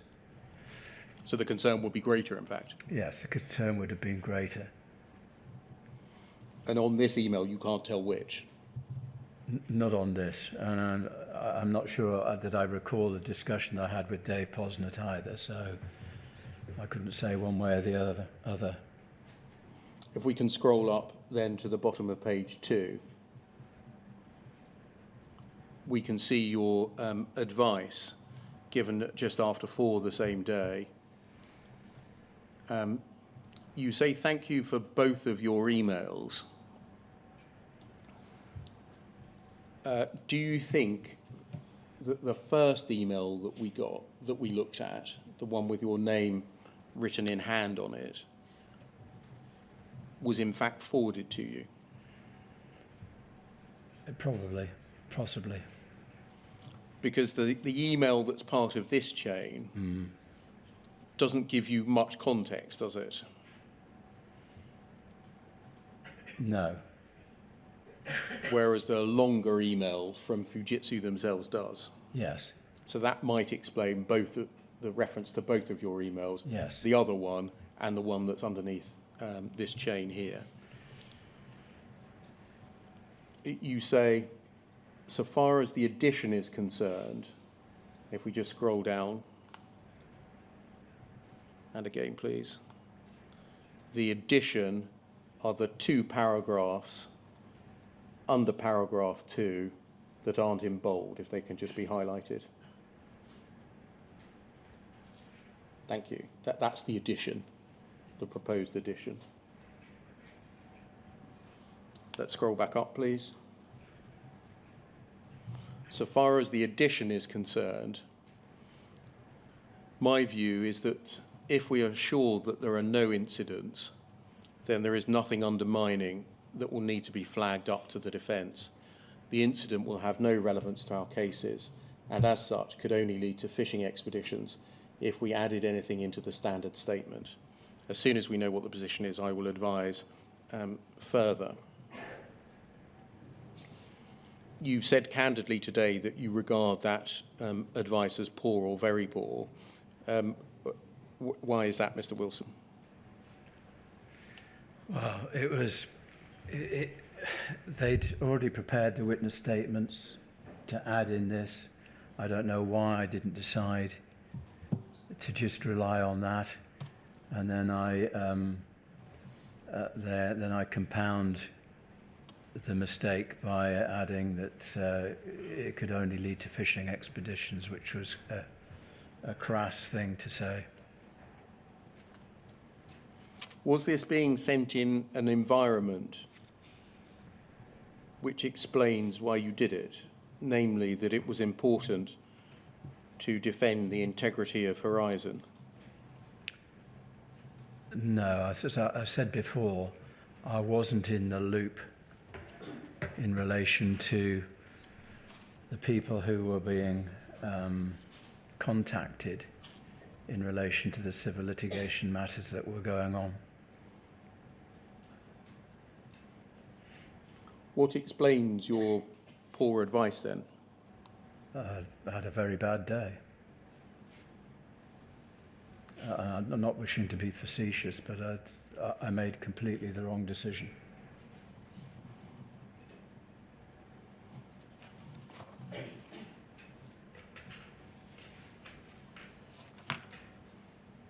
If we scroll up, please. Mr. Posnett communicates that to Fujitsu, to Penny Thomas.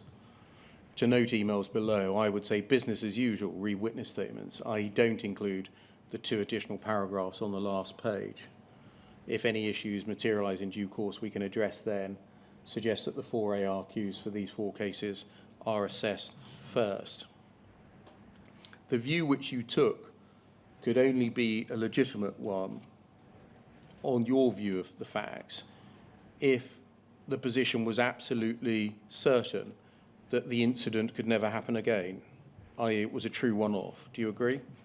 Yes. But would you agree that even the existence of a one-off undetected error may be relevant to undermine any assertion by Fujitsu witnesses and in turn the Post Office that the figures produced by the Horizon system were robust and reliable?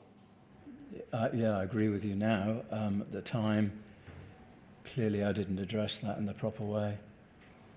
Put another way, if you were being prosecuted, would you consider this information undermining of a Post Office case or beneficial to the defence case based on a lack of integrity in Horizon? Yes, I probably would.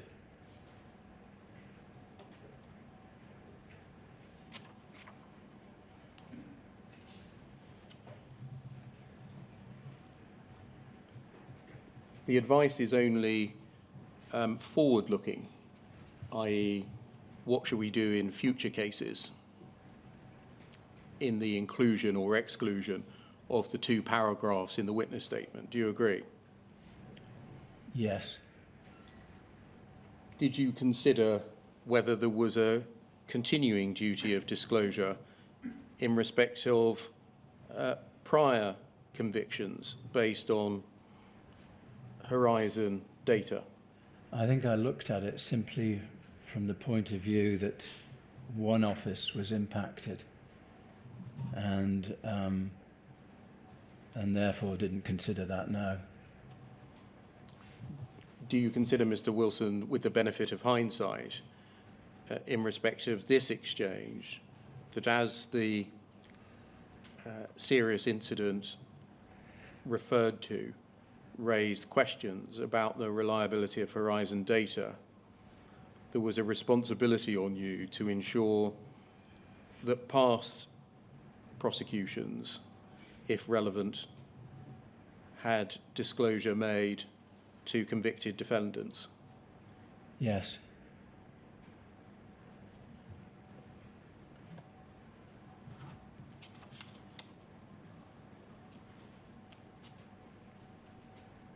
If we just scroll back down to the advice that you did give,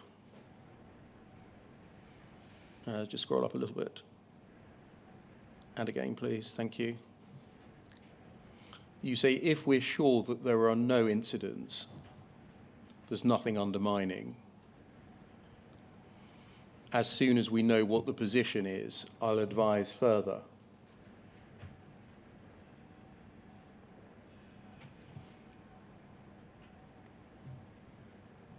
Did you consider what the position was further? As I understand it, there was an email about a week later which said that they'd conducted the exercise and it was all clear.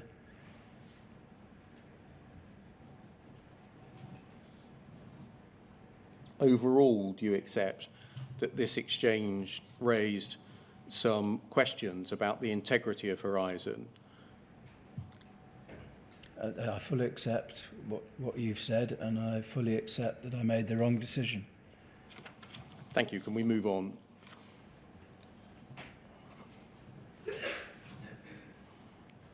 Poll 305 3723.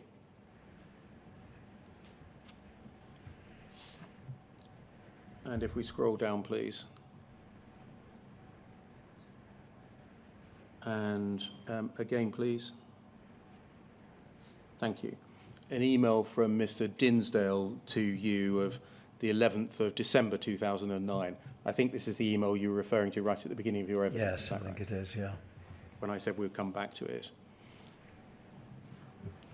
In the case of Seema Misra, we're going to look at that in more detail, I think, probably after lunch. He says, Rob, I'm looking for a bit of guidance on this request for John Longman in respect of Seema Misra, West Byfleet.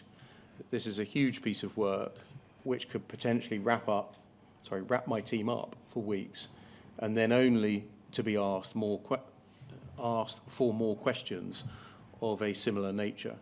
I also have concerns over the type of questions that are being asked on whether we can actually provide the information. 2 of the cases are still ongoing. We're a new team and would really appreciate your guidance on this, on how to move this one forward. Are there these questions that yourselves need to answer from a legal perspective? Clearly, some of these questions are so unspecified that we could be dragging up Horizon reports for almost every branch over a 10-year period for every single week in operation.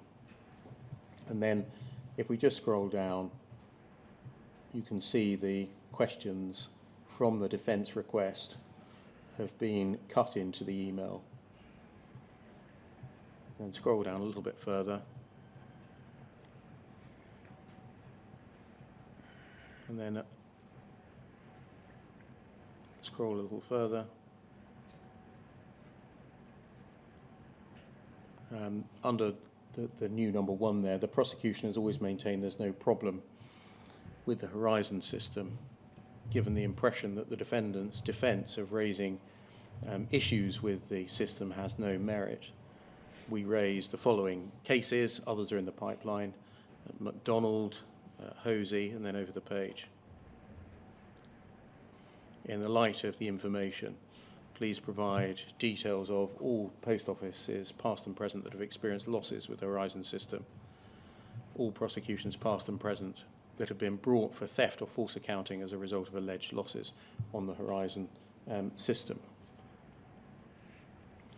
So if we go back to the start of that email, please. Scroll up and scroll down, thank you. Would you agree that these proceedings, the SEMA MISRA proceedings, involved, for the Post Office, perhaps an unusual disclosure exercise focusing on challenging Horizon integrity? Yes.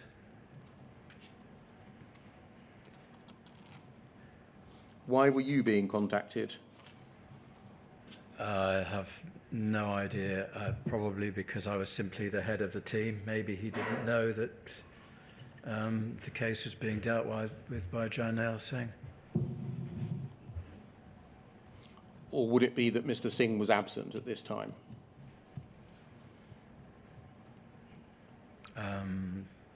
Possibly, I don't know. If we scroll up, please.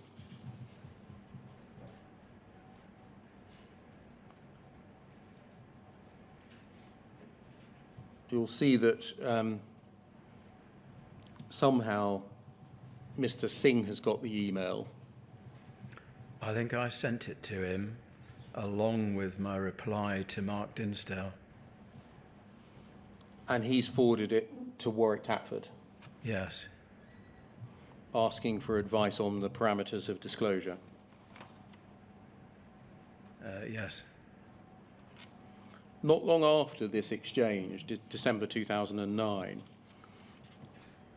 i.e. in March 2010, you wrote your long email, which we examined on the last occasion at some length, the one where you said you were exasperated at not being invited to the meeting, Yes. concerning the proposal for an independent expert examination of the Horizon system. And you said in the first line, I'm summarising, if there is a genuine issue, then of course it must be investigated, but then suggested a series of consequences if that happened. Yes. I'm not going to go back to that email again today, but I think you'll agree that your intervention, never mind the motivation for it, had the consequence of stopping the independent investigation proposed. I don't think, well, after that, Rod Ismay's report was prepared. He wasn't in any sense independent, though, was he? They were talking about, in the exchange, getting somebody from outside the organisation involved. Yes, that's probably right. Was your intervention in the March email exchange in any way connected with this disclosure request in the MISRA case? No. did you take the view that it was necessary to close the proposed independent investigation down and limit disclosure wherever possible? I never saw myself as closing the investigation, independent investigation down. I mean, Rod Ismay was senior to me, and if he and his boss had wanted an independent investigation, I wouldn't have attempted to stop them if they felt that that was needed. And it seems as though Rod Ismay was in a greater position to understand what was going on than I was. So I didn't see myself as closing that down at all. But I can understand why you interpret it that way. Was there any connection between this significant request for disclosure that went to the fundamental issue of the integrity of Horizon and you advising 3 months later there will be consequences, adverse consequences, if we get an independent expert in to examine the integrity of Horizon? No, there was no connection at all. And I mean, the next email in this chain is me effectively saying to Mark Dinsdale, this is an important case and we need to deal with it thoroughly. I didn't acquiesce to his request, if I can put it that way, to effectively support him in what he was saying. I was saying, look, get on with it. Thank you. Can we move on to something that you say in your witness statement, please, at page 15?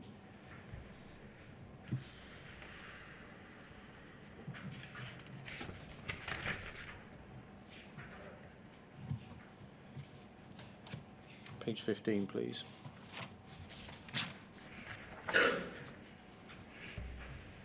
And paragraph 17. You say, and I'm asking a series of questions here, firstly about what's known as the receipts and payments mismatch bug, and then secondly, the duplicated records issue. You say, I've considered 3 documents, and you give us the numbers. And you say, at the time, I did not consider the issues discussed in the correspondence had a relevance to the Seema Misra case, and accordingly did not consider these issues to be disclosable material in the prosecution. I understood that the Seema Misra case was prosecuted under the Horizon system implemented from 1999. The issues raised here, I believe, related to the new Horizon system, which was installed from January to September 2010, and did not have any relevance to the initial system, which had been now re-implemented as New Horizon, HNGX. I now believe that this was the wrong decision and that I should have disclosed this issue in relation to all existing prosecutions. So I want to explore, if I can, your awareness of 2 sets of issues there. One is the receipts and payments mismatch bug. That's the 2 documents that end in 410 and 838. And then separately, the duplicated records issue, which is the document that ends in 995. And can we explore, please, the reasons that you had for not disclosing them? Starting then with the receipts and payments mismatch bug. Can we begin by looking at poll 305 5410? And if we look at the bottom of page 1, we can see an email of the 8th of October 2010 from Alan Simpson, a member of the security team, described as the security incident senior. High importance and confidential subject, branch discrepancy issues. Rob, I'm forwarding you the attachments above in relation to a series of incidents identified by Fujitsu this week, whereby it appears that when posting discrepancies to the local suspense, these amounts simply disappear at branch level and a balance is shown. The above includes Fujitsu's initial analysis and proposed solutions, whilst the other documents the outputs from various meetings held this week. My concern is around the proposed solutions, one of more of which may have repercussions in any future prosecution cases and on the integrity of the Horizon Online system. There's a further dial-in meeting this afternoon at 3 to 3:30 p.m. should you wish to attend, or failing that, as I know this is very short notice, if there are any comments, questions you'd like me to offer on your behalf, please drop me a note. Meeting details as follows. So he says that what he's enclosing is an initial analysis, correct? Yes. And he says that the solutions proposed may have repercussions for prosecution cases and may have repercussions on the integrity of Horizon Online. For future prosecution cases, yes. Yes. Yes, future prosecution cases and on the integrity of Horizon Online. And if we, there's an invitation to a telephone conference. If we just scroll up, please. We see you forwarding that email to Juliet McFarland and Jarnell Singh. And you say, clearly I missed the call as we were at our meeting. So it looks like the invitation to the 3 to 3:30 call you weren't present on because you yourself was in a meeting with Juliet McFarland and Jarnell Singh, correct? Yes, I think that's right. Have I interpreted that correctly? Yes.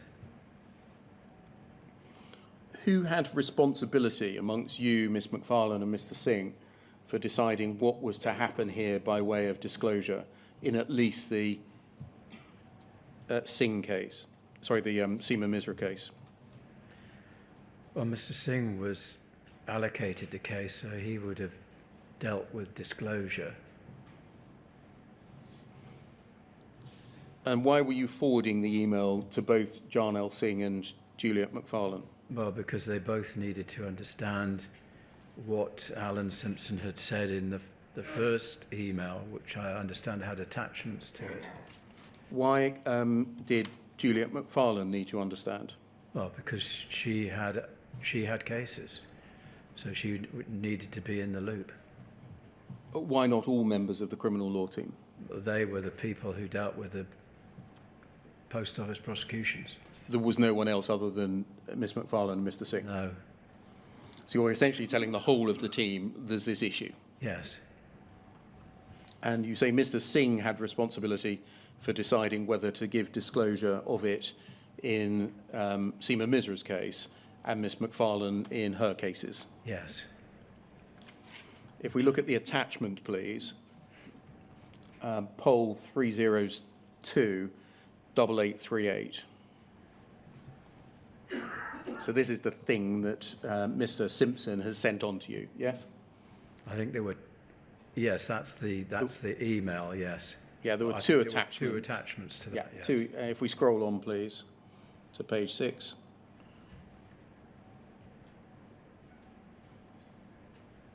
That's the second attachment, a report from Mr. Jenkins.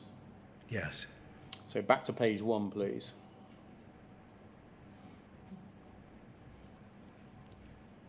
You'll see that it's either a record of what's happened at a meeting or a record or a statement of what is to happen at a meeting. I didn't appreciate the differences, but You'll see as we go through it, I accept what you say. Yes. there are, I think, 4 members of Fujitsu staff present. Mike Stewart, John Simpkins, Gareth Jenkins, and Mark Wright. And everyone else, including Mr. Simpson and Mr. Wynne, is post office. Can you see that? Yes. There are no lawyers present, is that right? Yes, that's correct. What's the issue? Discrepancies showing that the Horizon counter disappear when the branch follows certain process steps, but will still show within the back-end branch account. This is currently impacting around 40 branches since migration onto Horizon Online, with an overall cash value of around a £20,000 loss. This issue will only occur if a branch cancels the completion of the trading period, but within the same session continues to roll into a new balance period. This time we've not communicated with branches affected. We do not believe they're exploiting this bug intentionally. The problem occurs as part of the process when moving discrepancies on the Horizon system into local suspense. When discrepancies are found during stock rollover into a new transaction period, then the user is asked if the discrepancy should be moved to local suspense. If the branch presses cancel at this point, the discrepancy is zeroed on the Horizon system over the page. Note at this point, nothing feeds into PulseApp and Credence. Did you know what PulseApp and Credence were? I don't think so.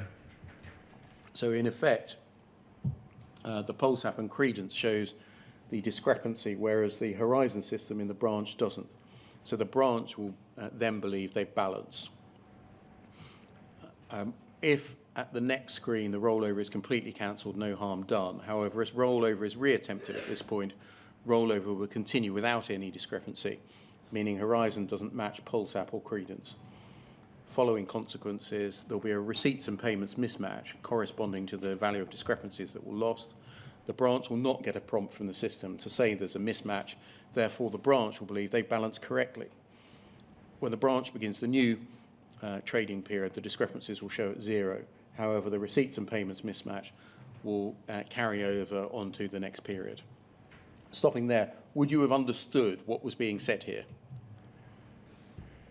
I think broadly speaking, yes. And would you agree that it's a significant problem in the sense that it directly affects balances? Yes. It's a significant problem because there is no warning or telltale that tells the sub-postmaster what has gone on. Yes. It's invisible to them. Yes. Impact. The branches appears to have balanced, whereas in fact they could have a loss or gain. Our accounting systems will be out of sync with what is recorded at the branch. If widely known, it could cause a loss of confidence in the Horizon system by branches. Potential impact on ongoing legal cases where branches are disputing the integrity of Horizon data. It could provide branches ammunition to blame Horizon for future discrepancies. In relation to the fourth of those bullet points, potential impact on ongoing legal cases, would you have understood that that referred to both Horizon Online and legacy cases?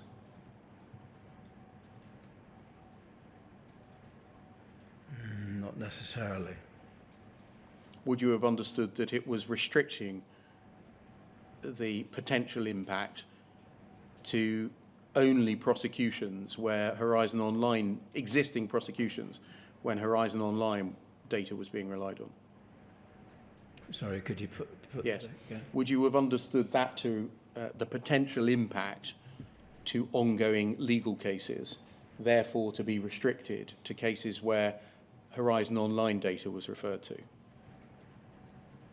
What I would have understood it to mean, I think, was it was a fault with the new Horizon system, if I can put it that way, and it didn't occur in the old Horizon system, is how I believe I understood it. How could it impact on ongoing legal cases, existing cases? Because they migrated onto Horizon Online, I guess. So the ongoing legal cases, would you have understood that to have been a reference to prosecutions that were based and only based on Horizon Online data, i.e. prosecutions that were up and running in October 2010, i.e. had occurred in the relatively short period since Horizon Online had come online?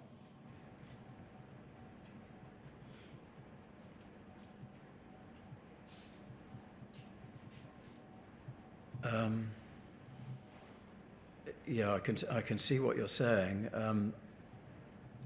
I wouldn't have understood. I don't think I would have understood that at the time, because as I said before, I understood that the two were separate. But I can understand what you're saying from that bullet point. Yes. Under the heading Identifying the Issue and Forward Resolution over the page, please. Receipts and payments mismatch will result in an error code being generated which will allow Fujitsu to isolate branches affected by this problem. Although this is not seen by the branches, we've asked Fujitsu why it's taken so long to react to and escalate an issue which began in May. They will provide feedback in due course. Again, logically, if the issue only began in May, i.e. May 2010, that previous reference to ongoing cases, if you're right that this was a problem that could only afflict Horizon online data, could only be a reference to cases where theft or false accounting had been alleged to have occurred between May 2010 and October 2010, and the prosecution had got up and running by then. Yes. Fujitsu are writing a code fix which will stop the discrepancy disappearing from Horizon in the future. They're aiming to deliver this into test week commencing 4th of October, with live proving at the model office week commencing 11th of October, full rollout to network completed by the 21st of October. We've explored moving this forward. This is the earliest it can be released into live. Code fix will on-stop the issue occurring in the future, but it will not fix any current mismatch at branch. Proposal for affected branches, 3 potential solutions to the impacted branches. The group's recommendation is that solution 2 should be progressed. 1, alter the Horizon branch figure at the counter to show the discrepancy. Fujitsu manually write an entry value to the local account. Impact, when the branch comes to complete next trading period, they would have a discrepancy, which they would bring to account. Risk, significant data integrity concerns, and could lead to questions of tampering with the branch, and could generate questions around how the discrepancy was caused. This solution could have moral implications of Post Office changing branch data without informing the branch. Just stopping there, reflecting on an answer that you gave earlier, when you said that after the judgment, you spoke to Dave Posnet Yes. about remote access Yes. and backdoors into Horizon. Mm-hmm. And he told you that you had been told at a meeting that there were no such backdoors or remote access. Yes. This tends to suggest that there was a facility for altering figures at the counter by Fujitsu manually writing an entry, which would lead to questions of tampering and would have moral implications of the Post Office changing branch data. Is that not the kind of backdoor or remote access? Well, it says alter the Horizon branch figure at the counter. I assume that meant at the branch counter. I mean, That sounds like backdoor access, doesn't it? Remote access, altering figures at the counter without the sub-postmaster's knowledge. No, it sounds totally dishonest. It's appalling. But as I understood that, or as I understand it, it's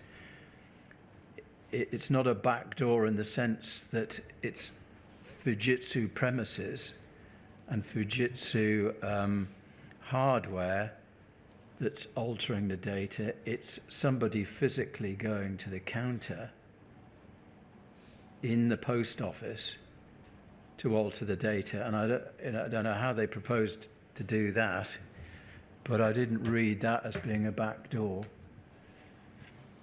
Surely somebody, if you're right, that this was physically sending individuals out Yeah. and altering data, the people at the branch would know that was happening. And yet this reads, this would have moral implications of Post Office changing branch data without informing the branch. Well, yeah, they would know something was happening, but it depended on what Fujitsu were going to tell them was happening. I mean, it's solution one. Well, all the three solutions there are totally unacceptable, which is why I think I emailed both Janelle and Juliet so quickly on the day that it occurred and tried to phone, is it Alan Simpson, to find out more about what was going on and to agree with him effectively that these three solutions were pretty outrageous. The only solution that I saw was to tell each branch individually we have a problem.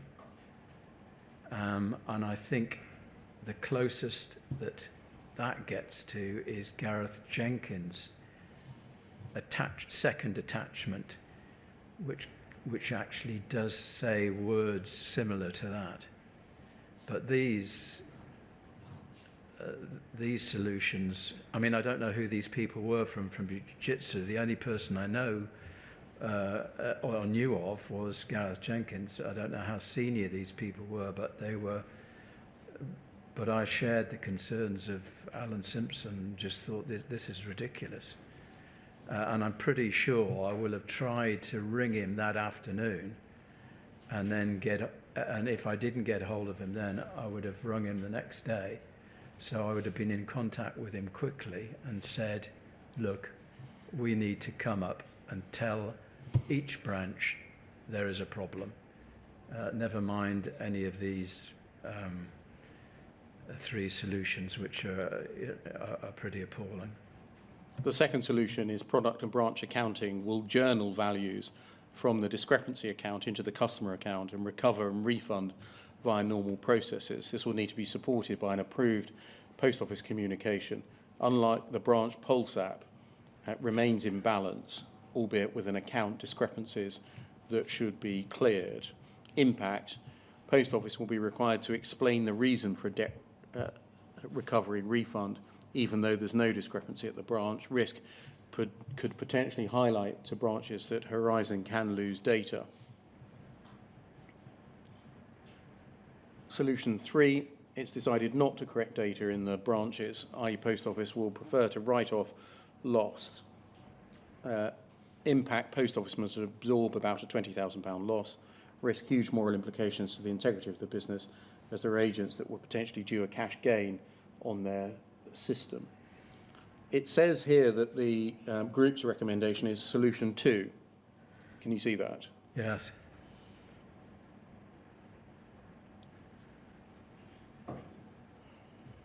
Would you agree that the thinking here discloses as a significant problem a solution that reveals to branches that there might be a problem with Horizon's integrity?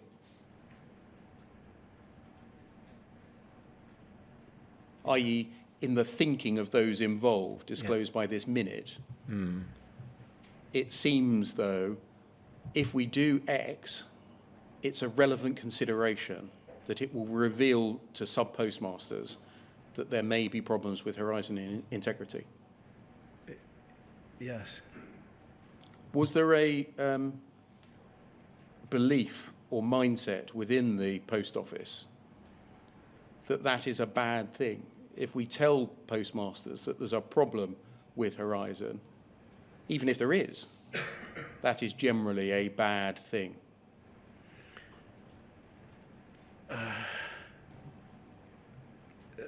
The more I read these papers, the more I get the impression that certainly at senior level, that was the attitude. At my level, we should have been completely upfront, and that's what. And I was agreeing with Alan Simpson. We need to tell these people. If we go over the page, please. There's a series of action points. Can you see that? Yes. And then over the page, you'll see that none of them, I think, relates to disclosure in legal proceedings. Yes. In the email that was sent to you, no solution of the three or any other solution is identified. Is it? What do you mean, no solution? The paper identified three possible solutions. Yes. There was a recommendation, but there was nothing in the paper nor the covering email that said solution 1, 2, or 3, or another solution has been selected by the post office client. No, I think this was I think Alan Simpson must have emailed me this very quickly, and presumably had been put out by Fujitsu as the discussion point for the meeting. So I don't think Paul, any senior managers, will have had time to consider or say what their views were in relation to this. It was simply Alan Simpson's view, which I agreed with. You tell us in your witness statement that you took the view that the receipts and payments mismatch bug was not disclosable in Seema Misra's case because, in your understanding, the issue only afflicted Horizon Online, and the Horizon records relied on, in her case, have been generated by Legacy Horizon. Yes. You now, I think, recognise that view to be, that advice to be wrong. Yes. You'd emailed the note of the problem to John Elsing and Juliet McFarlane. Did you subsequently discuss what was to be done with either or both of them? I'm pretty sure. I mean, we had an office meeting that they were both will have been at. I'd gone back to my desk. I'd seen the email.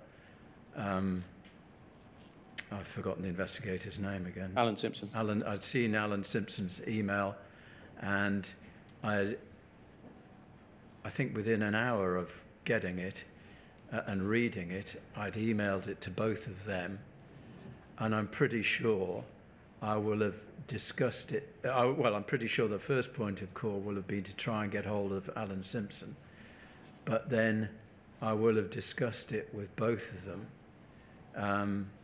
And I'm sure that they will have been pretty shocked at the three solutions that we've just been through.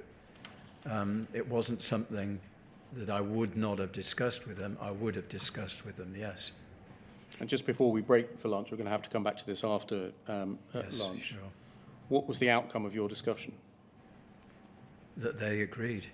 Agreed with what? What I was saying, that actually we need to tell these people. And these people in that sentence is who? This is sub-postmasters, Which sub-postmasters? the ones that are affected. What about disclosure in criminal cases? I don't think we'll have got onto that topic at that stage. The main concern would have been this. Thank you. Sir, I wonder whether we might break until 2 o'clock. Yes, 2 o'clock. Thanks very much. Thank you very much, sir.